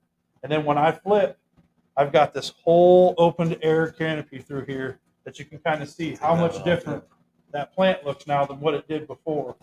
But these are methods that you can do to get your plant ready. But like I said, you're going to need some recovery from this. This is a lot of stress that this plant just endured, but that took about 5 minutes to go through and do. It's not very tedious if you use your hands. 3 or 4 days, you'll notice it's coming back around. A week and she's fully good. But if you're hydro, it's 2 weeks at the bush again. I don't personally recommend any other nutrients. I always water the day after I do a heavy thing, because I feel like it's probably wore out. Right. But everyone will find things that work for them. This is the defoliation I will do the day of my flip, which a lot of people will say that's not ideal. I wouldn't do it because I feel like it stresses the plant out too much. But I have done what he's doing and had successful results. I usually take my last clones the day of flip, and because I am a firm believer that they're already stressed that week, so they don't know the difference between the stress they're absorbing. They're just working through it anyways. So it's still a week of transitional bloom and recovery that they were going to fight through regardless. Well said. That's my theory on it. Well I'm said. not a plant expert. No, none, and that's another thing. We're all gardeners. We started out, we didn't know shit Trial either. and error. Trial and error is the biggest thing when you're growing medicinal cannabis. You're going to mess up. And sharing knowledge between And yes, and having fellow growers. We have a very, very good grow community in Quincy. Everybody likes to help everybody. That's one thing I'm proud of around here. And that's why we're doing this class, is to help stop the stigma and keep everybody growing and being self-sustainable on medicinal medicine. But just flipping through here. Just I've used what he's doing now is these bud trainers. They bend the branch over and I love these things. Yeah, they sell it. Another method of training, if Devin don't mind me messing with his plant, is Kyle Cushman Chiropractics is what it's called. And it's where you would take this, like something like this, and if you, when you ever have your own plant, roll it, just like this. You can feel all those cellular membranes cracking. leave a couple of them open. Pop So when them. you guys come up here, we can do a live example where you can Just literally give it a little- feel the membranes busting these stems. Break the stem, don't worry about it. And it's fine because the plant's sending signals to fix that. Yep. So you'll get what you can also check out and examine is knuckles. Where these bud clips were, it's literally a knuckle where it's hardened that plant over, so it's going to be able to hold more weight. You'll be able to have denser buds, bigger canopies. As you can see, I've worked that spot, and I basically can bend that thing around now. Like I could tie it backwards at this And point this if I is the wanted to. hemp plant. I mean, this is a very pliable plant. They make Little those bend and they rope with this stuff. So But this is that was just from that one plant you've seen, and this is how much biomass you're going to get. I mean, you're going to have a pile once you strip everything down, and you can take all this, put it right in your garden, your compost Chickens love pile. Chickens love You it. got chickens that love it. Don't waste that. I mean, High nitrogen. some dietitians will recommend that you consume 12 cannabis leaves and 2 raw buds a day in a shake, and you'll have no psychoactive effect. You know, it's kind of like kale when you're adding to a smoothie in a sense. That's not any good for edibles, though. And the taste is going to suck. I'll be honest. So you're going to want to use a juice or something in a smoothie if you do something like that. But the medicinal value has been researched and very, very beneficial. So now you see how all these tops are kind of hanging down. When they would start to recover, you'd see everything start to pray again and kind of form up. This will shoot right back up. So by the end of the day, these will all be standing back up. Stand straight up. I just did it the other day. Yep. that's just an example of what you're going to do to get a plant ready to flower. Anything else? Looks just training, LSD. LSD. You want to do that? Who wants to do LSD? Can be right here if you want. You're gonna do this. We got the. What plant you doing? We got the bud huggers, or we got the green ones, whichever ones you want to use. Basically, that's what you just did too. Yeah. Yeah, it was. I'll just show them this real quick. Where's the end? Low stress training is just when you're Throw her up there. pulling. You want to throw her up there? You can low stress train that. Which Pull her one? down. This one. The flowering one that. Oh yeah, we can use that. Yep, that's perfect because you need that right now anyway, don't you? I don't even think you need to tie that one down anyway. No, You that one's tie kinda 2 perfect. foot. She's ready to go. Handles. I got a lot. I do mine up. I got Grommets. See, this is what I do. That's If you one. get these bags, you can go ahead and poke a hole right through there. They sell them. They sell. But honestly, So, if you you want ever this have one a back up grommet gun, grommet gun works great. Good. You want this one back up there? and show I can do either one. It don't matter. I Where's that Um, hydro? Well, you just pull it. Butt trainers. What? My hydro bucket. I drill holes in it. killing me. They use the wire. So what I'll do when I train Where'd it go? is It's over here. I'll start by tying, just pulling that through. However, pick a branch that you want to bring down. Do it slowly because you can break them in this process. Generally, yeah, I would you would pull down a little bit earlier than this. A little, yes. But yeah, I You can't break it, I don't- can't pull that hard. But that's why that one's a much better example. There you go. You can go towards the end of the. But then you would do something like this. See how I'm just manipulating that? I'm using my thumb as the pendulum here. You would do something just like that. That's how you tie it down. I just played with it. Rolled it a little bit. You'll do that to every Every one. single one. Yeah, when you guys All come of up here this and will feel. stand straight up. Now look how many tops you're gonna have, little butt sites that are now not on the bottoms, but now are up at top. Yep. All these will now become what's considered top sites because it's instant light instead of being large. Even these ones that are pointing down will find their way up. This plant will move. I've time lapsed a lot of my plants, and you will see them just move over a day. Which one? This morning, too, man. I smell all over I smell the my way you're. This plant right here is actually Charlotte's Web CBD. It is red. I can't remember. girl's name. Yes, Her name was Charlotte. Charlotte. Yes, but no, I thought She it has was. seizures, right? Yeah, her name was Charlotte. She had Yes. she was a young girl that Colorado, when everything was coming out, very bad. She had a lot of seizures, a lot of problems, and was on a massive amount of medicines. And a, Side a, effects from a group of seizure medicine is really, really bad. yeah, So, a group of cannabis enthusiasts worked and created Charlotte's Web, which is a high CBD and cannabinoid content plant, but it produces no THC, so there's no psychoactive. And when it was administered to this girl, her seizures would go away almost instantly. They would stay away for longer periods than they'd ever seen, and it was just a real groundbreaking time for cannabis as a medicine. So this is almost like a legendary plant, like it paved the way for a lot of it's actually people's a really eyes. big deal that you're seeing this plant. Like Yes, this this is very, is- very rare plant. This is a very good friend of mine who suffers from epilepsy. He grows. I've helped him out in a lot of ways, and he ended up, he likes the way I grow. He said, "Can you please run next?" And I said, "Absolutely. Just get it into my hands." And sure enough, did. And as soon as I'm done with this plant, all of this medicine will go to end up with him. We got a couple other plants like this that are going to go to a couple other patients. So this one specifically is probably his. Yeah, that's a lot of people do that. A lot of our growers around here will help people with things that they need medicinally at no charge. Because it's Yes. all about helping the community. We're not doctors, so Smell it you've got to research and you want to try something that's your own extent. A lot of times we help people get the medicine at a global value. Perfect. But here's an example of how you would open all of this up. Pull all this down.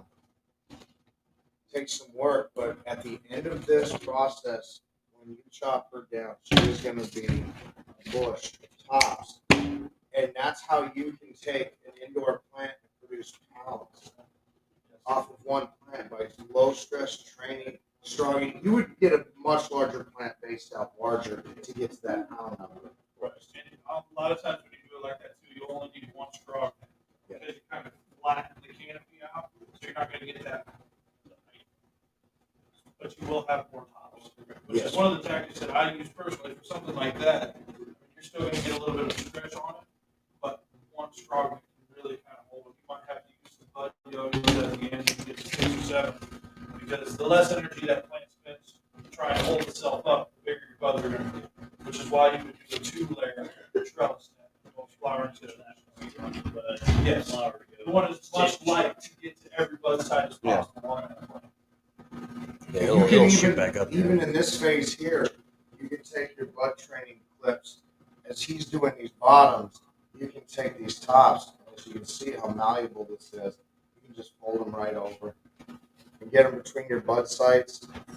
When everybody gets up here to see this veg plant that I just did, I want you to really get in there And she'll and just experiment. straight up.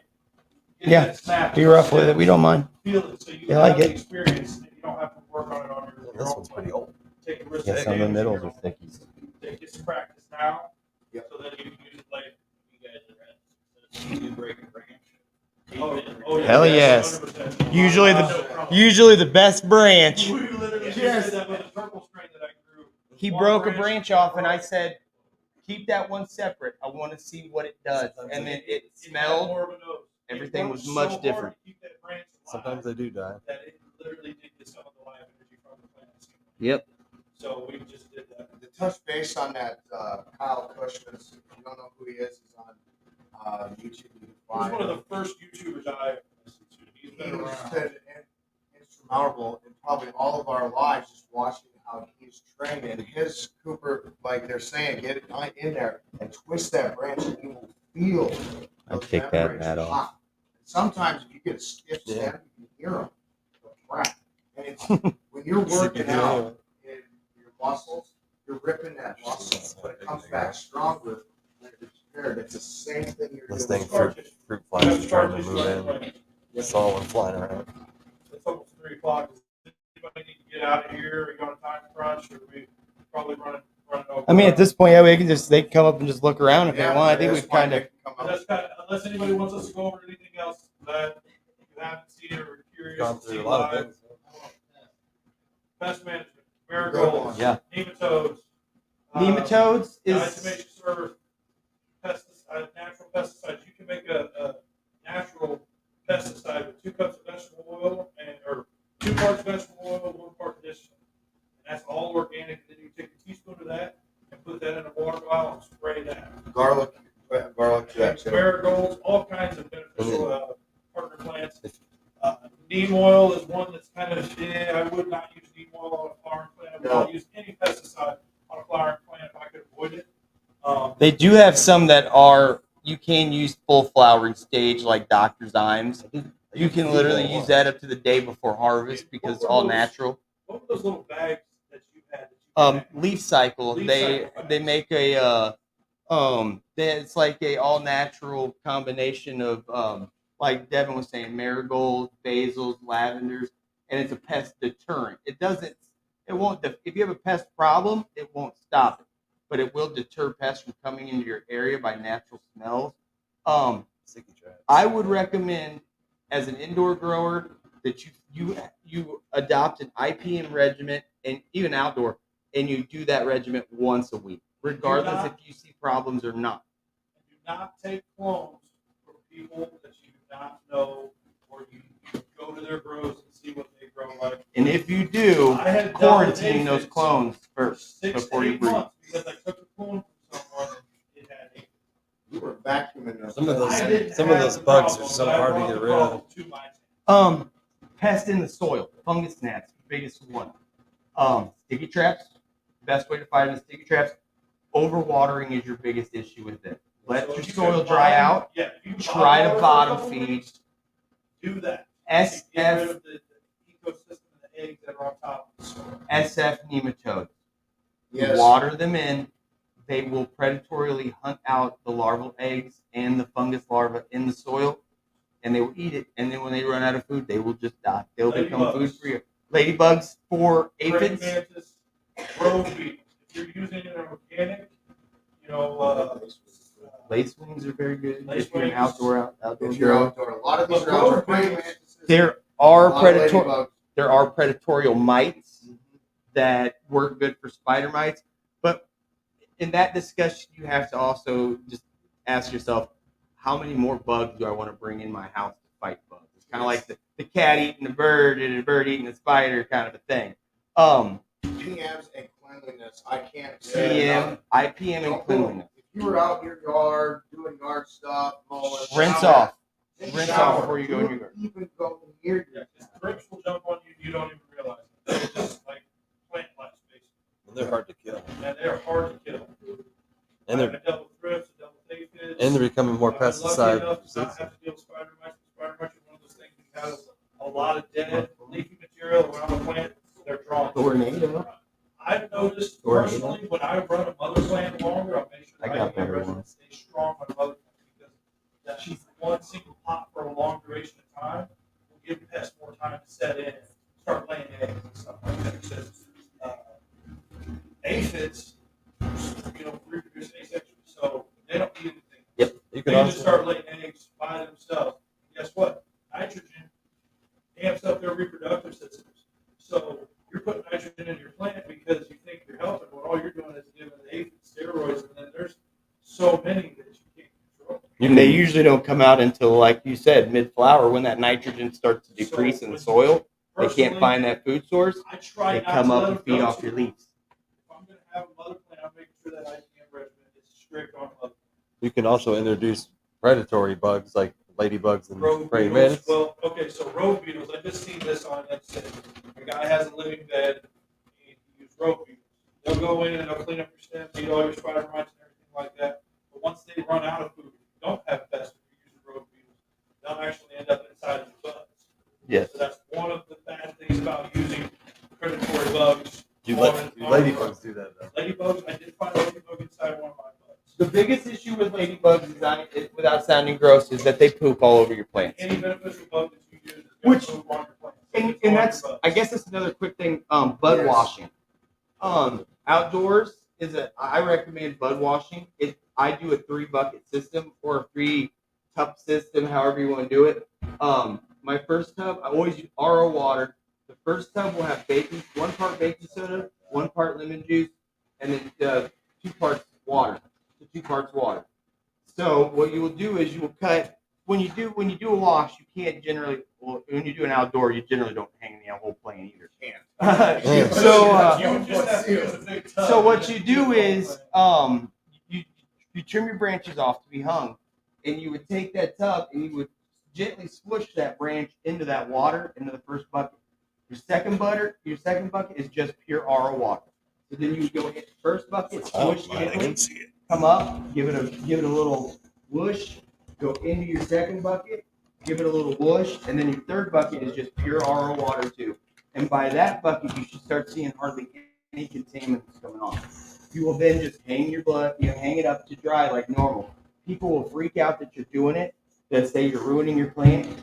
Trichomes are an oily. They're creative oil. Oil and water does not bond together. Silicon-based. So the thing I say to people is cannabis isn't from outer space. It's just a plant. It has to follow horticultural law. Do you think those people in California that grow huge fields of cannabis, what if it rains 2 days before they harvest? You think it's all no good? No. So why would you think that a little bit of water when you're washing it does that? So but that's a big one for outdoor. Because when I did my outdoor, all my smokable flower, I washed. It wasn't disgusting, but the things that came out of it was dirt. You're outside. The dust blows around. Cotton, milkweed pieces, cottonwood, a lot of that will come out. It makes for but if you ever have a pest late in the flower and you fight it off and you're able to harvest the plant, it's a good idea even indoor to wash that plant because that will wash the residue of those pests off of your cannabis. So it is a way to save cannabis if you have an issue late flower, or let's say you had it mid flower, bought it, haven't seen them in a while, but you just want to be conscientious about it. Yes. Bud washing does not. I've checked the trichomes with a scope before and after. They do not destroy the trichomes as long as you aren't, beating. Yeah, you put it in a bag of ice water and shake it. That's how you make bubble hash. Yeah, you literally are knocking off the trichomes. So yeah, that's just a quick rundown for anyone. Outdoors is a big thing. You don't want to be out with your homies and you bust open a bud and a bunch of worms fall out or something. It'll look bad on you. Inside of somebody's blood they brought in the test. I didn't want to put him on the spot, but I had to ask him, what's that? He knew exactly what it was. It's one of the risk beneficial insects. Yeah, just so the bud washing. There's a lot of YouTube videos on it, but it is effective and it does work and it cleans buds pretty well. I mean, I guess even if you have a lot of animals in your house, do it for cat hair. Like if they have a lot of cats around their tents and stuff, it will pull all that cat hair out. Andy, I'm going to keep you back here and just move this table out. Yeah, that's all I'd say. Yeah. Anybody else got any other questions? I know we're running past our time here. That's why I'm kind of trying to get us going. So we have what they call the Purple Pro Tester at Rosebuds, and we will have an event once a month where you can bring your bud in and test and see who hits the highest, or you can test whenever you want. We're open Tuesday, Saturday. When you're done, I usually tell people let it cure for 2 weeks. If you want an idea on your moisture, you can bring it in early to see where your moisture content's at. But our tester will range from 10% on either side for the most part. So like the blueberry muffin, I ran plenty of tests. Like I said, I gave out so many clones, and when those clones came back in, the THC variance was anywhere from 14% to 24%. Mine always hit 19 to 21. I think 23 was my highest. But it's usually a 10% range. And that's on the strain, like I said, that I've ran numerous times and other people have ran, and I've seen the variance on it. So it's not an exact lab test, but it's a really good idea of what your bud is. That's weird. What is where? You got him. There it goes. There, man. I give you a very unbiased answer by saying 10%. Nobody's going to like that answer, but that's honest. Yeah, true.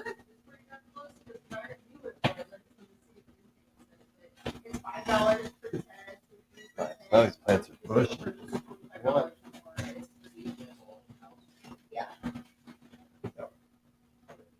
Yeah, we had probably 70 people at the store yesterday, and now there we have Farmer Freeman test for male female test. They are kind of expensive, but it depends on how much you want to invest into it. Like if I'm ever going to run through regs, I start them in solo cups, transplant it into 1 gallon like you see here, flip them, and then I'm going to know. And if it's looking like something I've never seen before, I'm probably going to go ahead and revegetate the clone, and deal with that before I flip it. Ultimately, you can't know what you have until you harvest it. Did you just see that? Very time consuming. It was a spider. It was one of the house spiders. Real spider? They House keep- spider. You say spiders, I'm not taking anything. Goes over over here. that. They keep the house spiders keep bugs away though. I mean they do. Yeah, house spiders. They're around your plants, don't kill them. They ain't hurting you. We They help you. have pre-rolls for everybody who came. Feel free to grab 1, 2, whatever you want. They said we just ask that you do not smoke them as soon as you get it. Come light it up in here. Don't get your car and light it up. Go home, enjoy a joint. Relax. Then we got some on the weekend. CBD, CBG samples. You can even double down and take 2 of these and smoke a joint. Yep. You And go to sleep. That's what happens to me. That is an amazing feeling. The entourage effect, CBD, CBD, and THC, you will get an awesome. Yes. And feel free to come up here, get your hands on this morning dew, break it, bend it, whatever. And you can literally rip a branch off of it if you want. Those pamphlets and all that you can take with you. Thanks everyone for coming. Yeah, out. thanks for coming. That pretty much ends Hopefully it all. it wasn't too all over the place, but we tried to cover as much topics as we could. Just a bunch of stuff. Yeah, we're not experts. We're college professors.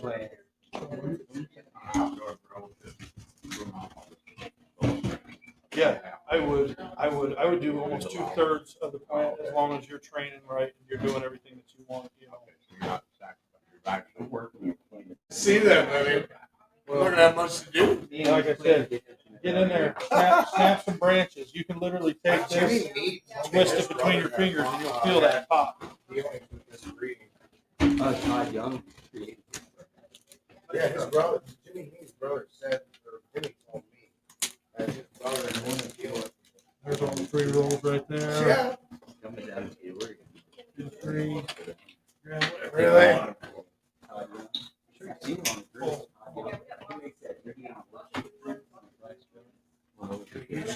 Nice job. Yeah. You really are. California where I grow, it doesn't rain for 3 months. When Yeah, the rain no, come up it with never it. rains on there. Usually irrigate me. Yes, they Yeah. Dry farm. I use it as an example, but I Yeah. know it ain't generally true. I guess I should send him Colorado. Colorado boys. Hey, you got it. Yeah. Good job. Yeah, we tried. Thank you. We're gonna try some more. Just keep going on. That's a good start. You say that. Brother, Good job. this went over well.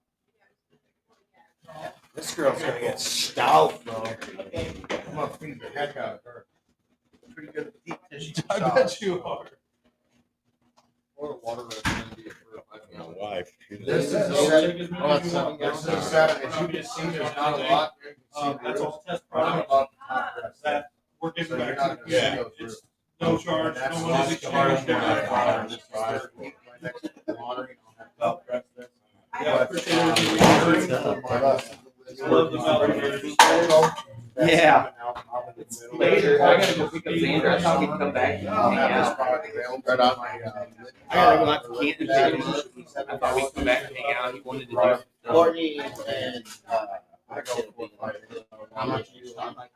How long? What time? You know, you take Oh, the shit, I take some on that part. I guess I'll be down a little. I'll come down. I got a wax shop. Then I'll go ahead and dump it up where it's up on the bag and it's fucking. You guys get all the answers you need. No, but I know where you want. Thank you so This much. is the finished product. Oh, okay, thank Yeah, grab whatever you want. That's, like I said, I'd take 2 of those and smoke 1 of those, and you'd probably have the best. Best you. air. Kansas City, it hit hard. Yeah, we were, people were wanting that. in Kansas City. I'm just teasing. Have a great day. Help me stay productive, but usually just ignore them. All right.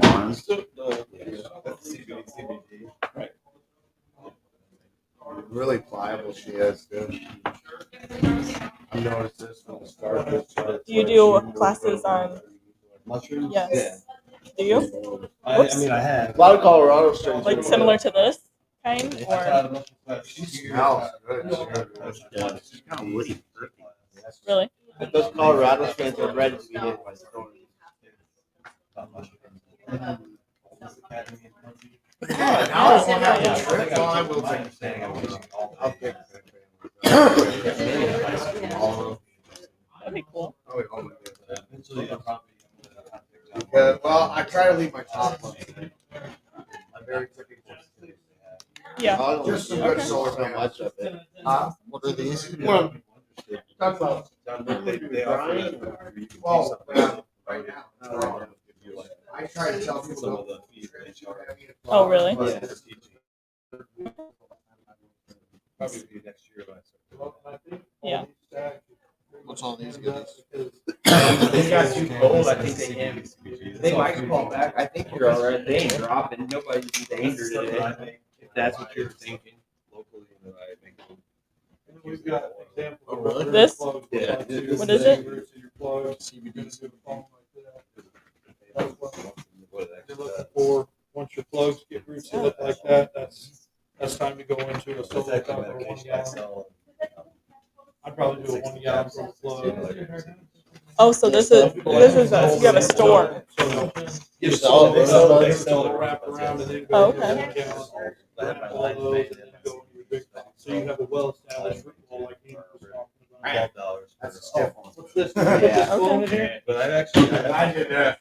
I was like, you can clone like that. You Oh, can. really? It'll work.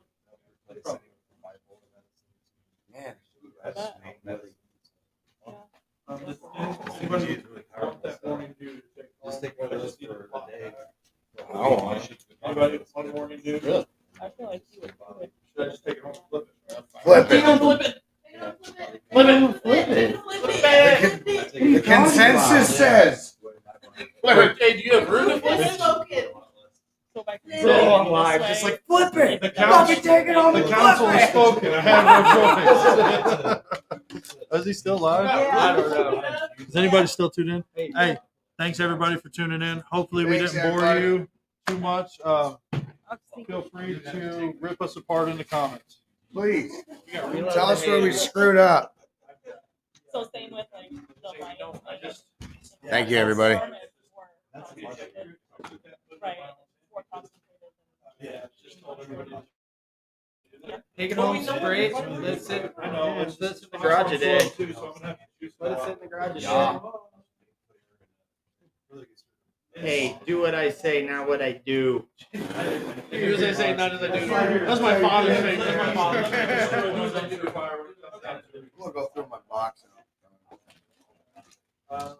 So this isn't an actual like store. No, it's products that I sell in. Right behind you.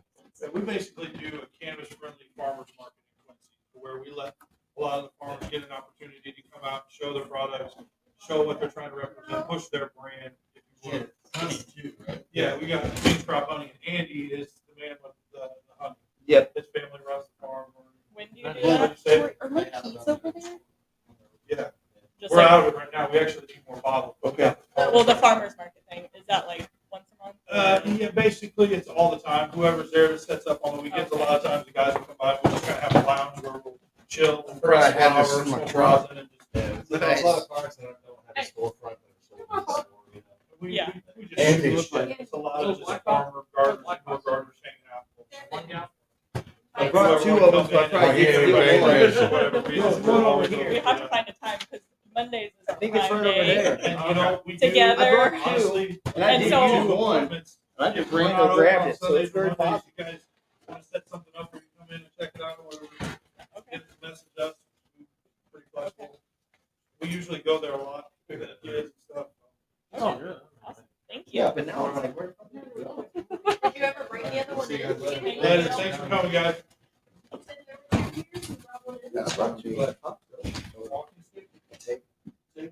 Anybody see a 1 gallon pot that's just chilling? Nothing in it? One of them was mine. It's right there. Yeah, it's right here. I was gonna steal it. Can I take it? Blueberry muffin? No, I brought another one to transfer my other one. Oh, Yeah, we're down. No, I have no idea. Somebody stole 1 gallon. I know. Thieves! Thieves! Still got 3 people watching. Hey, thanks for the 3 people watching. I brought both those and just grab one of those.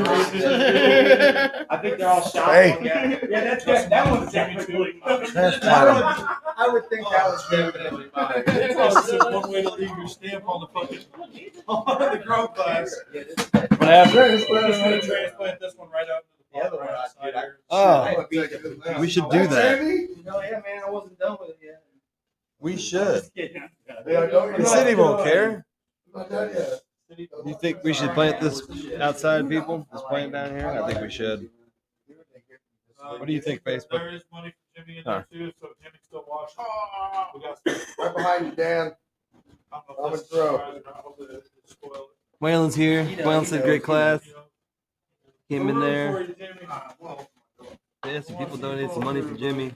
We'll do. He looked a lot better yesterday when I was there, man. He looked great.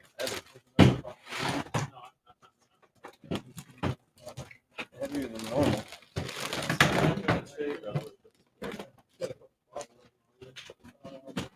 I have no emotional attachments to any of these plants. I'm scratching off if necessary. Here, Devin, take this home and flip it too. Flip it all. Flip it all in the contamination tank. No. Scoozy boys, scoozy. Tornado. That's the one I don't have, right? You don't have it. You could always just cut a clone off it. I don't have room for it. Okay. What are we talking about?